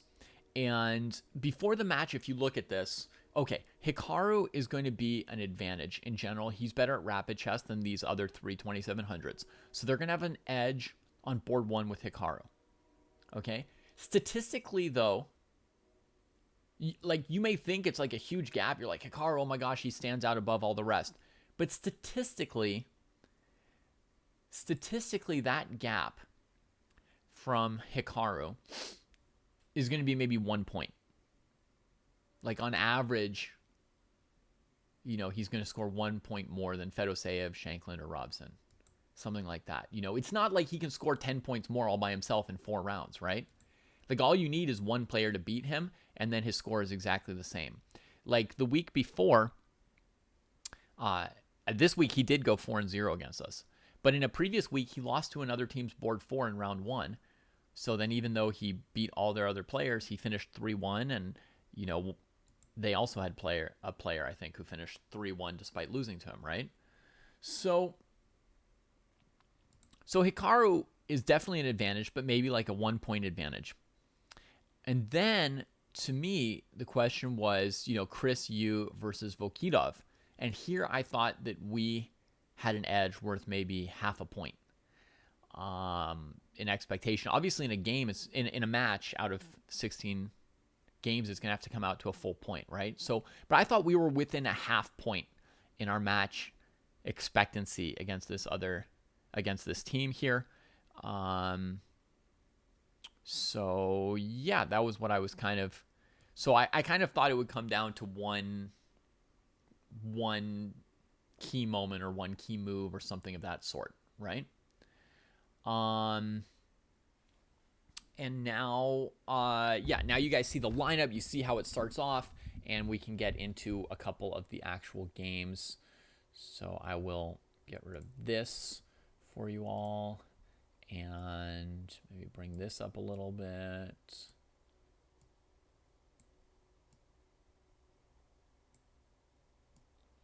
unicorn a little bit bigger. Honestly, I think this kind of like a recap after the fact maybe a little bit better even than a live show, because when I watch it live, you're basically just see me like crying, bundle of nerves, freaking out, and all that. But now we can actually look at some games, and I can show you that I do have some understanding of how the league works, and what the lineups are and what the key matches are and all that. It's just while it's happening, I'm just too emotional. So round one, you'll see the black won on every board, and round one,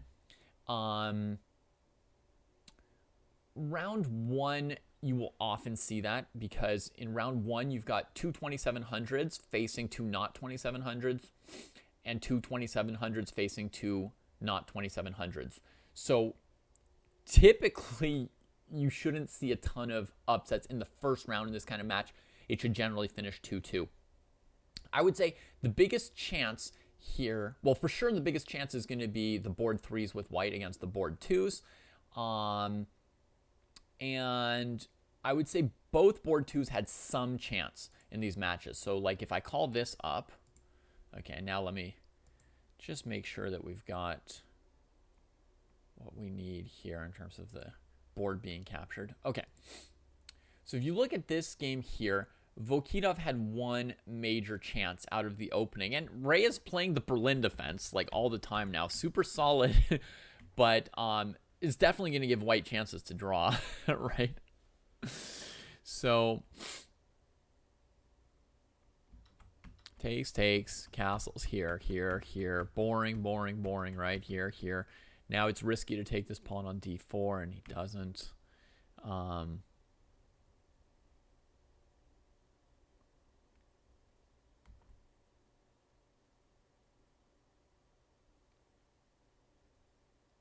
Tell me what you mean by that, Nicholas. I'm interested and curious.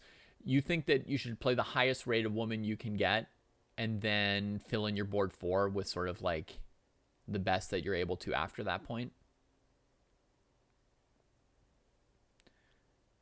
So like, for example, if we call up the lineup again for 1 second, just for the heck of it, it would be like you would replace Zoe Tang with someone like Zhu Wenjun or Harika Dronavali, like a 2500 player who's doing pretty well in the league. They would count as 2350.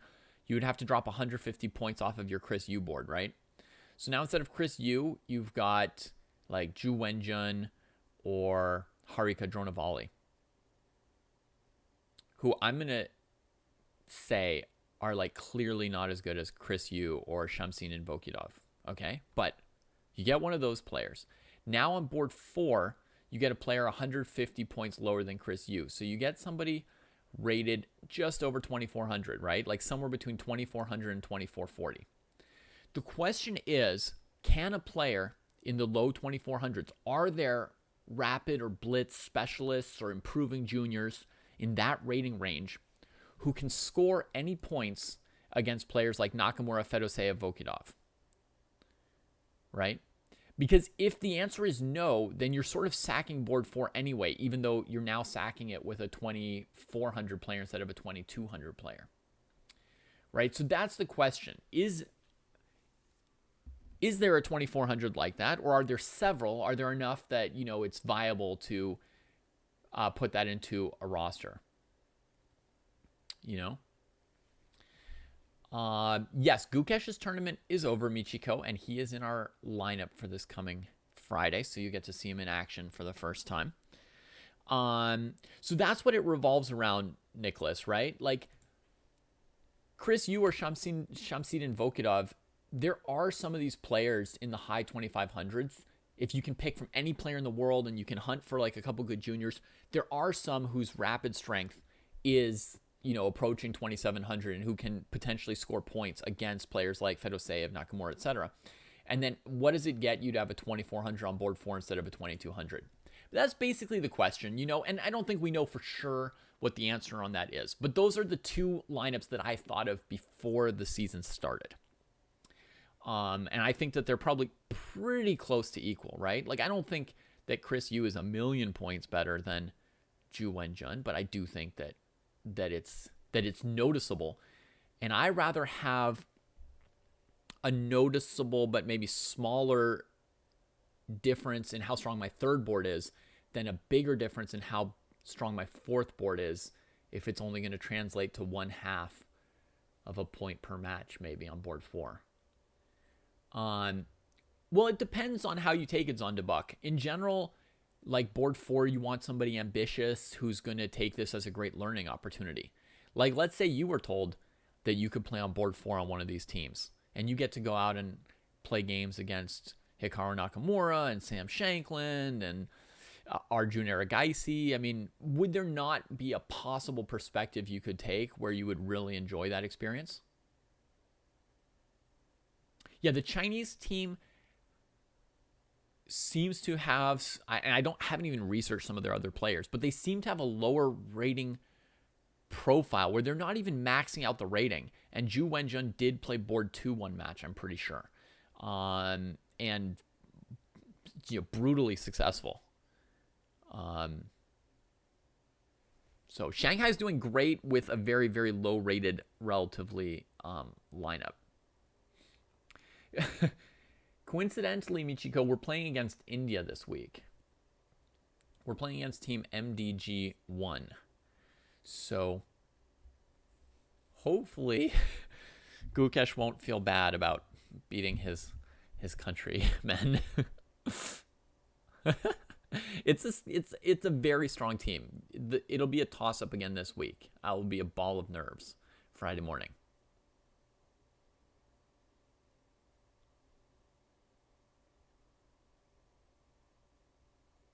If board 4 is picking up 1 to 2 points, that would be great, Nicholas. Yes, but I think on average, a board 4 is going to score like 0.5 point per match on average.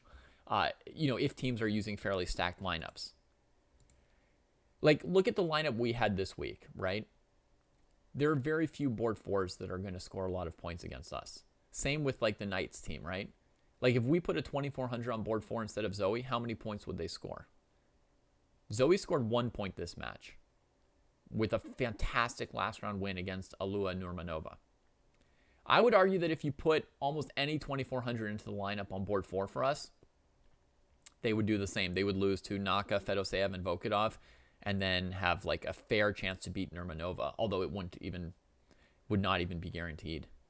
So you wouldn't even be guaranteeing that board 4 versus board 4 point, in my opinion.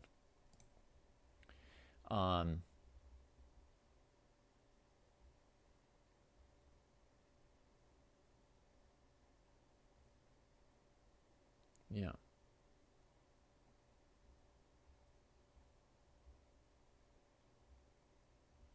Yeah, I see there's different perspectives in chat on all this, right? So that's part of what makes it a good format, is the format has to be interesting enough that we can that informed people can disagree about it. So we have somebody saying find underrated players who can score points on boards 3 and 4. I mean, we definitely have underrated players on boards 3 and 4. That is part of our team setup, right? Like we're trying to, we're playing 2 juniors on boards 3 and 4. Zoe's 14, the Oregon State champion, up and coming and improving. So even if another team plays, a 23 or 2400 on board 4, we believe in her ability to compete in the board 4 versus board 4 matchup. Realistically, when she's playing against Hikaru, it's for practice and experience, right? I think.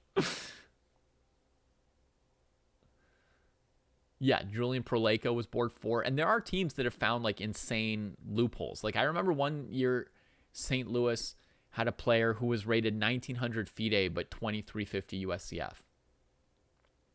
But it always depends on the level of the league. If the average rating in the league is 2700, it doesn't really matter if you're 1900 or 2200 or 2300 on board 4. If the average rating in the league is 2500, then it matters tremendously. So the format changes a little bit every year, and I think therefore changes what the optimal strategies are a little bit. But I mean, the fact that you want underrated players or juniors or people who are specialists in rapid, those are fairly consistent factors, but each year you have to look for them at different rating points and different, etc. The league has gotten super strong, right? Like when you've got a ton of 2700s, then what you're looking for in terms of a talented youngster, the standard is very high. Yeah.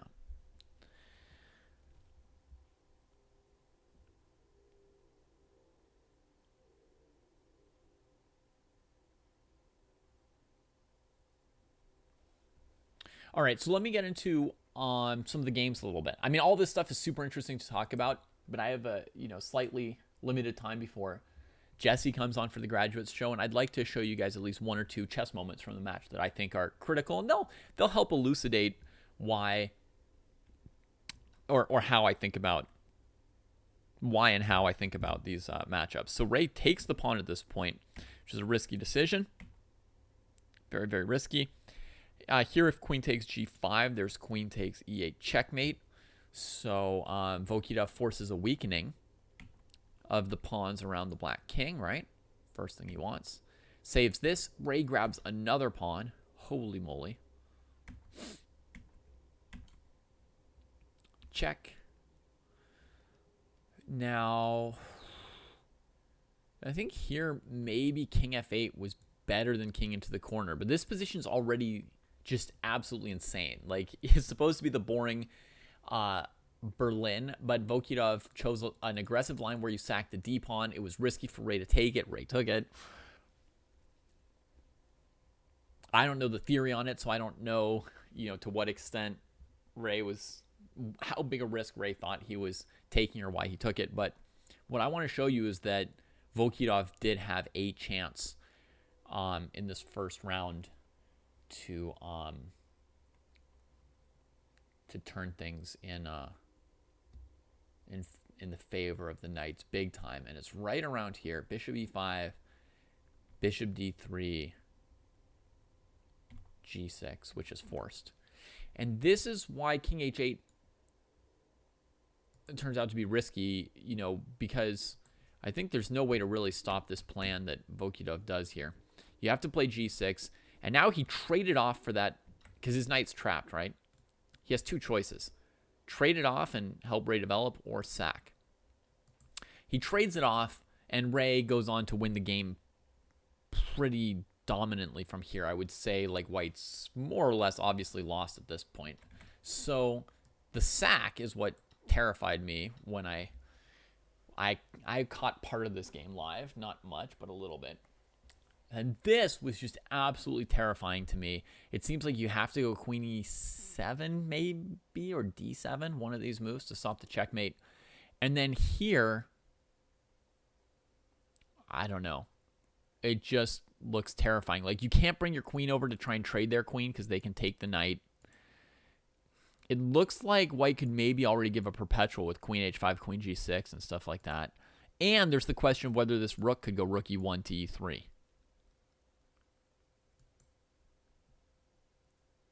Yeah, I feel like you, Dritman. I am surprised that Vokidov didn't go for it. And this is absolutely terrifying. I turned on an engine, but I don't think it was going to very high depth, like later in the week to check this position. And it sort of flashed back and forth between, like, it's equal, or it's a little bit good for black, or it's equal, it's a little good. So it was messy, and I would need a stronger engine to actually, like, tell me the answer, so to speak. So I can't tell you guys for sure if this is good for White or not. But I can tell you at a human level, let's say. At a human level, I'm pretty confident that this position is really hard for Black to play. In a rapid game, I would expect White's chances to be equal to better versus Black's. Now, my human perspective is, a lower rated perspective than these two. So maybe at their level, they expect a better level of defense from Black than I would be able to come up with. But to me, looking at this, I would go for this as White, and I would be absolutely terrified as Black.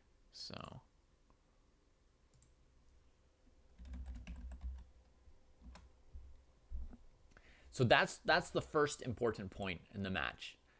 I think this was a real chance for Volkov to put things in their direction. At the same time, we had this game here. Chris Yu played a very aggressive line. And again, he's got white. He plays a sharp line. He was in his opening preparation here. The position looked promising to me.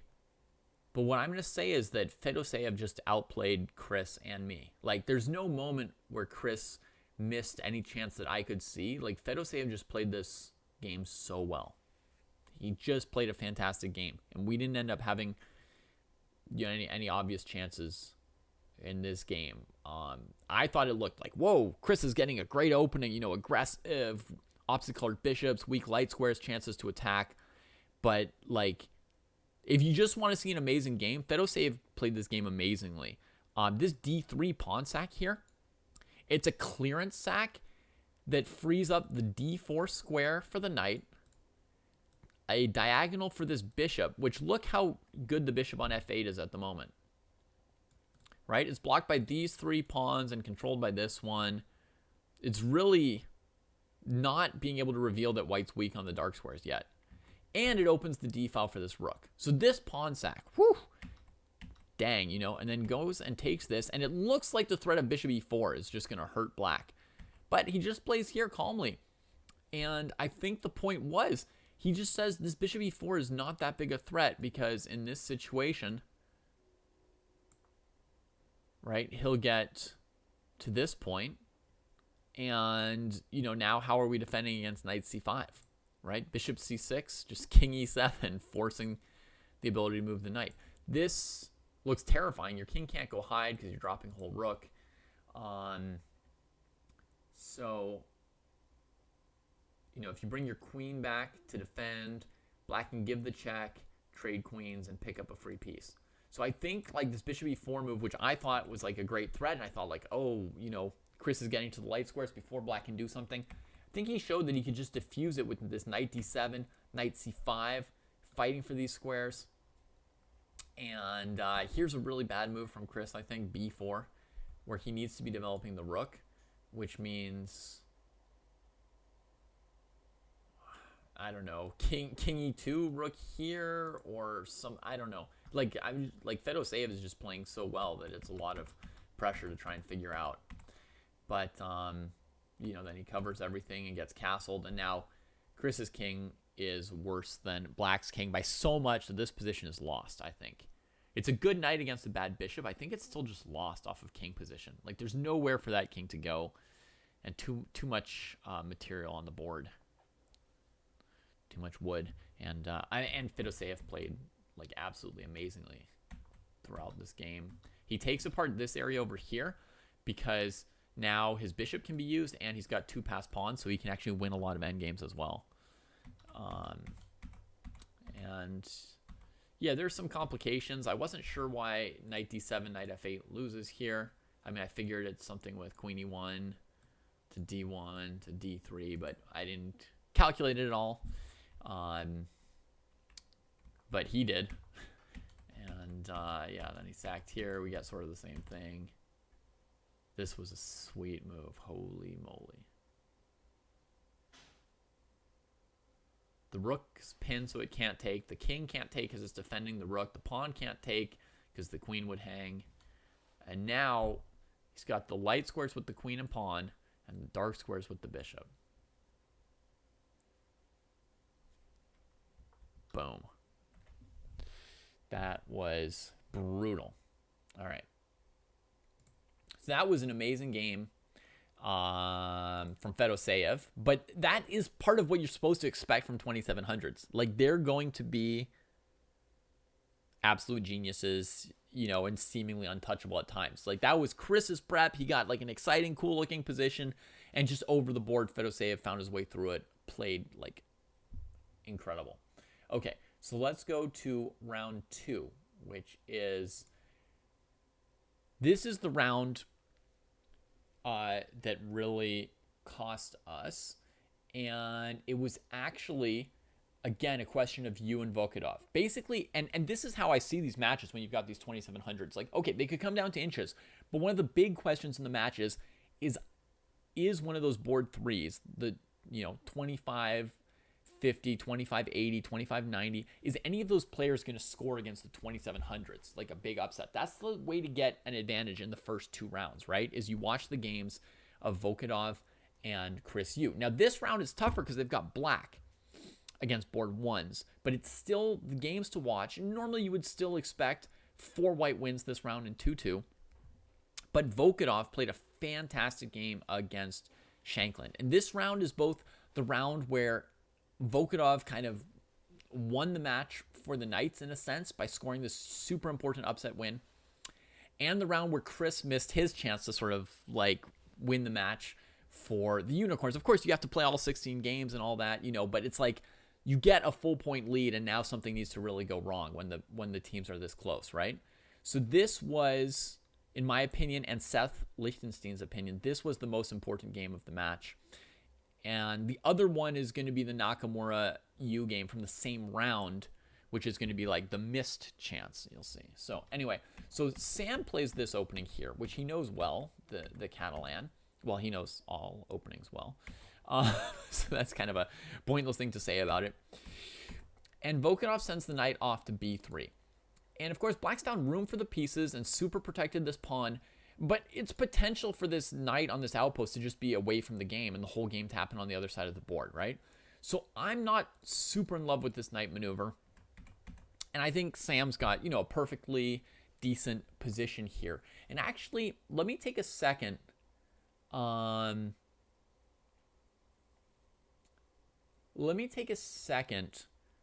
yeah, we didn't necessarily lose the match just because of this round. It's like not that we had 0 chances to come back after this, but this was what gave them the advantage, and we needed everything to go our way after this, and it didn't quite. But we were very close. As Seth's pointing out, there was one chance for Ray to upset Naka, which would have been the one place for us to turn this match around from here, really. But they had a big advantage after Volkodov got them the full point here. Even a draw from Chris from the board 3, even a draw from the board 3 is like really a good step towards a small advantage, but a win is like a huge advantage. Okay, so here I'm curious what the right move for Sam was. Like knight g4 was clearly wrong, and Volkodov played this fantastic move f5, gaining space on the king side, and sending Sam's pieces into a little bit of disarray by weakening the light squares, and he really took over from here. The point was, right, he's just going to attack e4, try and get control of the d5 square, try and trade the light squared bishops, and if he can blockade and slow down things in the center, then Sam's space advantage will not be worth the extra pawn. Like, maybe black won't be completely winning, but black will have a clear advantage and white struggling really badly in any e5 or e takes f5 kind of scenario with the light squared bishops trading. It's going to be a clear advantage for black. We're not sure if it's winning, but it's a lot. So it looks scary for Sam. So Sam now plays a complicated move, looking to mess with things. And, if pawn takes e4, he's got pawn takes e6, hit from the queen. Then you can play f5, and you've got this pawn lodged on e6. Black takes, and maybe Sam's last chance would be to just take back with the pawn, but he plays the more complicated move e5. The idea is that when this knight moves, you take on d5, and then you've got the strong e5 pawn, which compensates for the extra pawn on the queen side, and an exciting and complicated position. But here, Volkodov just shut him down. Like, good night. With this quiet little move on his own side of the board, modest little pawn, blocking in his bad bishop, and the game is, like, done. All of Sam's minor pieces except the dark squared bishop are dead to this d5 pawn that's super protected. And this f5 pawn is killing the knight on f2. Right? You know what Jesse would call this. And now it's like, yeah. I mean, Sam just got, like, wrapped up. He took the piece, but, like, if you don't take the piece, you're also down 2 pawns at this point, right? The knight could move away next move, and you'd be down 2 pawns now. So he took the knight, and look at this. You can just see Sam can't stop this pawn from coming to d4, d3. Can't stop all the black pieces from coming out. Black's got 3 extremely strong central pawns against a piece. All Sam's pieces are bad. This position is lost.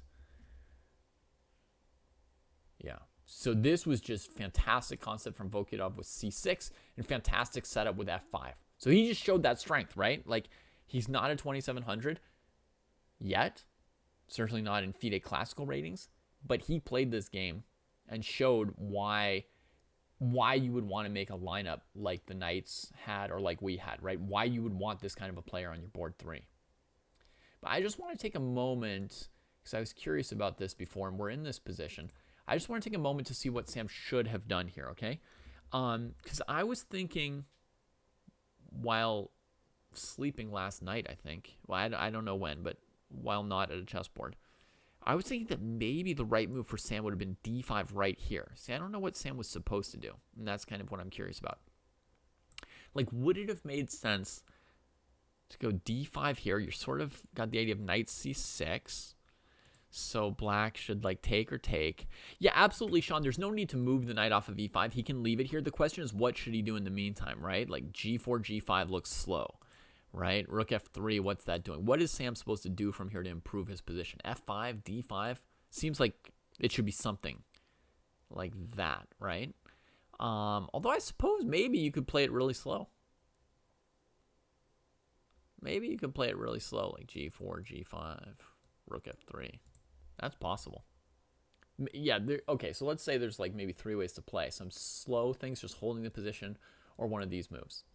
And yes, Sam has always said he isn't good at blitz and rapid, but he has worked on it a bit and improved on it, and he's still, in general, going to be a lot better than 2500s. But in this particular game, Vokidov outplayed him. Still, if they played like 20 games, you know, Sam would come out on top. Okay, so let me look at this move I was thinking about, d5. When Sam says he's not good at blitz, he means relative to how good he is at classical. Right? And when he says he's not talented, which is another thing that Sam says, it means he's not talented relative to other players who've been rated, you know, 27, 20 FIDE. Right? So he means relatively, right? He's obviously still better than all of us at blitz and more talented than all of us. Right? He's just saying, like, his hard work, his opening preparation, and the effort he's put into classical chess, he's stronger in that than in other things.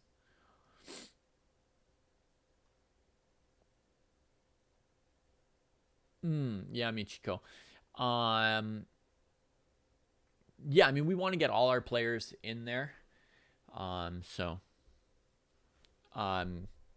it worked. Sam and Ray are going to have a tournament in Berlin next week. So now we're going to have Gukesh and Nizhnik, who are both done. Gukesh with a tournament and Nizhnik with some traveling in Europe. We're going to have them come in and play 1 or 2 matches as well. It's fine, Michiko. We've got so many nice unicorns on this team. We'll take turns, and we'll bring Ray back after he wins his tournament in Germany or ties for first with Shanky. Okay, so I'm curious about this move. I mean, the idea is that if black takes and we take, that these pawns, that we can manage to defend them, right? And that, like, this would still be a pretty imposing pawn duo. I imagine black would go for something like this, looking to diffuse.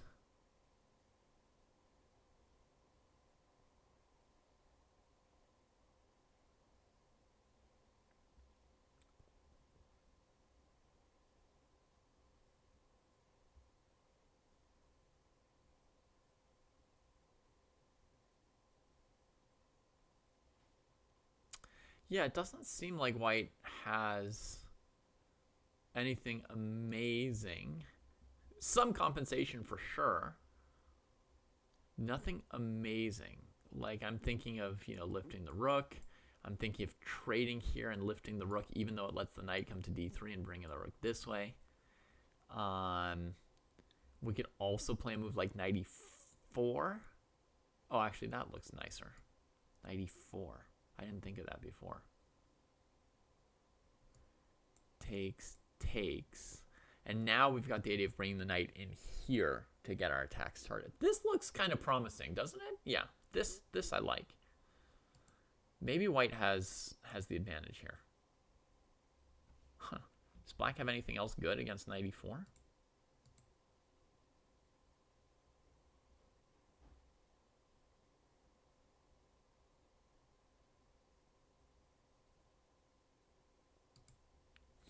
Yeah, that's right, Michiko. And that's the reason why Min isn't on our team, right? He's been on our team before. He would fit perfectly in our lineup. Our lineup was designed to have, Min and Chris take turns on board 3. But Min said with the time zones that were going to be used for this event, that he would sit it out. But if the time zones ever work out for a future season, we will definitely want to bring him back. He's like top of the list of people we love, and we like to bring back the same players again and again.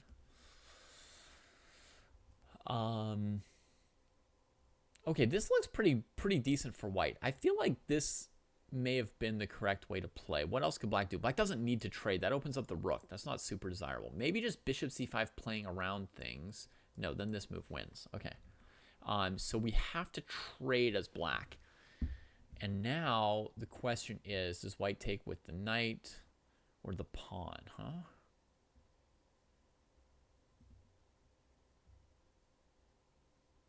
Oh, I know which game you mean, Rumpelstiltskin.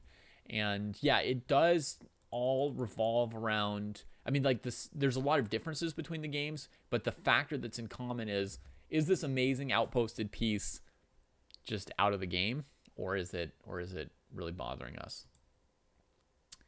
So takes here. It feels right to keep the d file open to me now.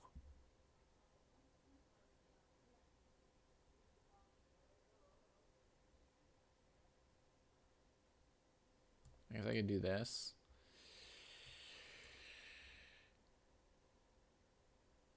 Now, if I take the queen, I feel like I'm giving up too much. But let me just put it on the board to make it easier for myself and go faster.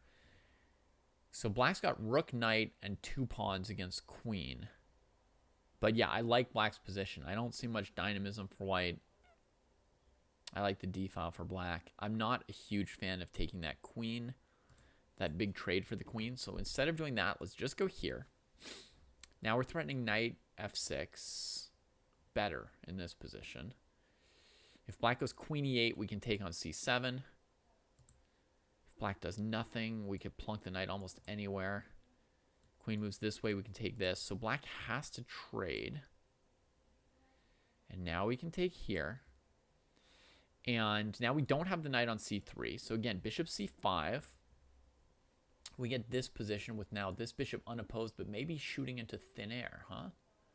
So d6, rook b8,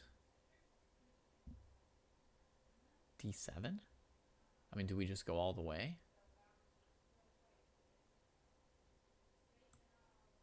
And is it good or is it bad?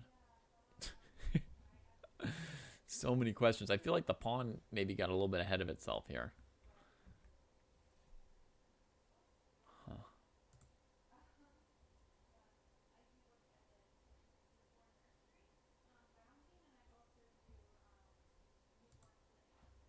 Again, though, it does feel like white should have compensation somehow. Maybe here, so the queen can't get off the second rank. Just a little genius move. Slicing up the space. And it looks like it's time for us to switch shows, pretty much.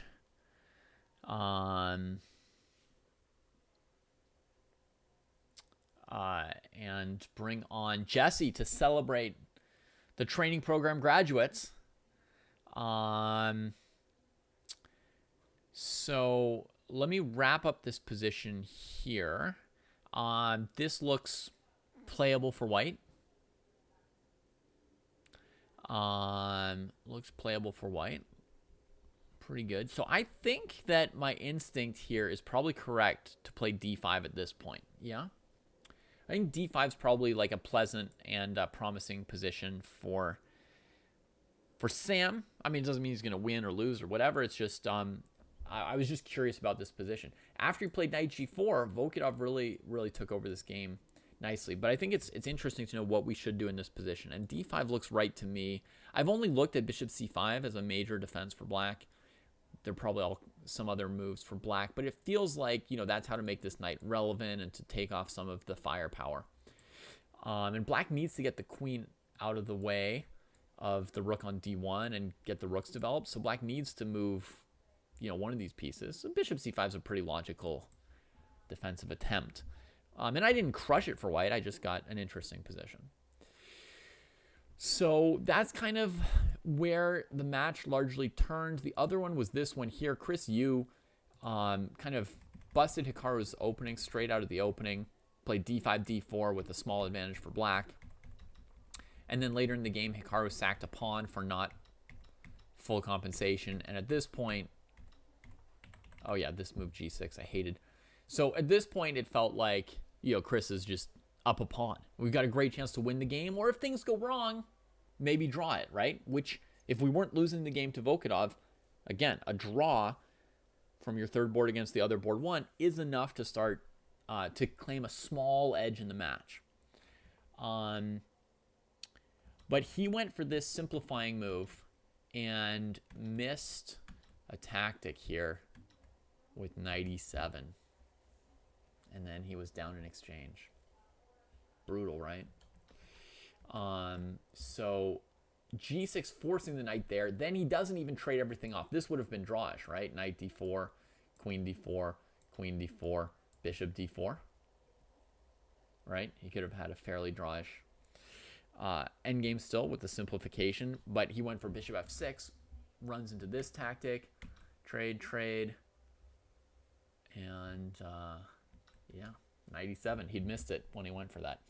So that was like the missed chance for us. Was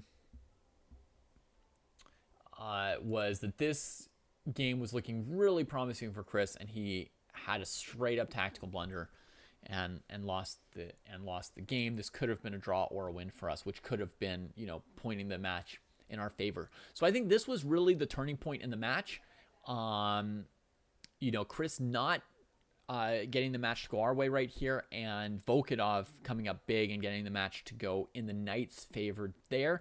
There were still some chances here and there. We ended up only losing the match by 1 point. So if you look at Ray's game against Naka from round 3, which I'm not going to have time to do right now, but maybe I'll come on later today and look at it. Ray could have drawn or won the game, and it's really a miracle that Hikaru won that game. So I want you guys to realize that even though Nakamura is like this amazing force and, is favored compared to a lot of other 2700s, like he could have lost to Chris Yu and to Ray Robson easily in this match. Like he's not going to score 4-0 every time. 3 is a fine score. 3.5 is a great score. If he can score 3.5, that's already great. He's not going to win by, he's not going to score 1.5, 2 more points than every other player every time. So, yes, we still had some chances, but they had a clear advantage after this round, right? 3-1, it's a really big score. They were up by 2. Everything went right for us almost in the 4th round.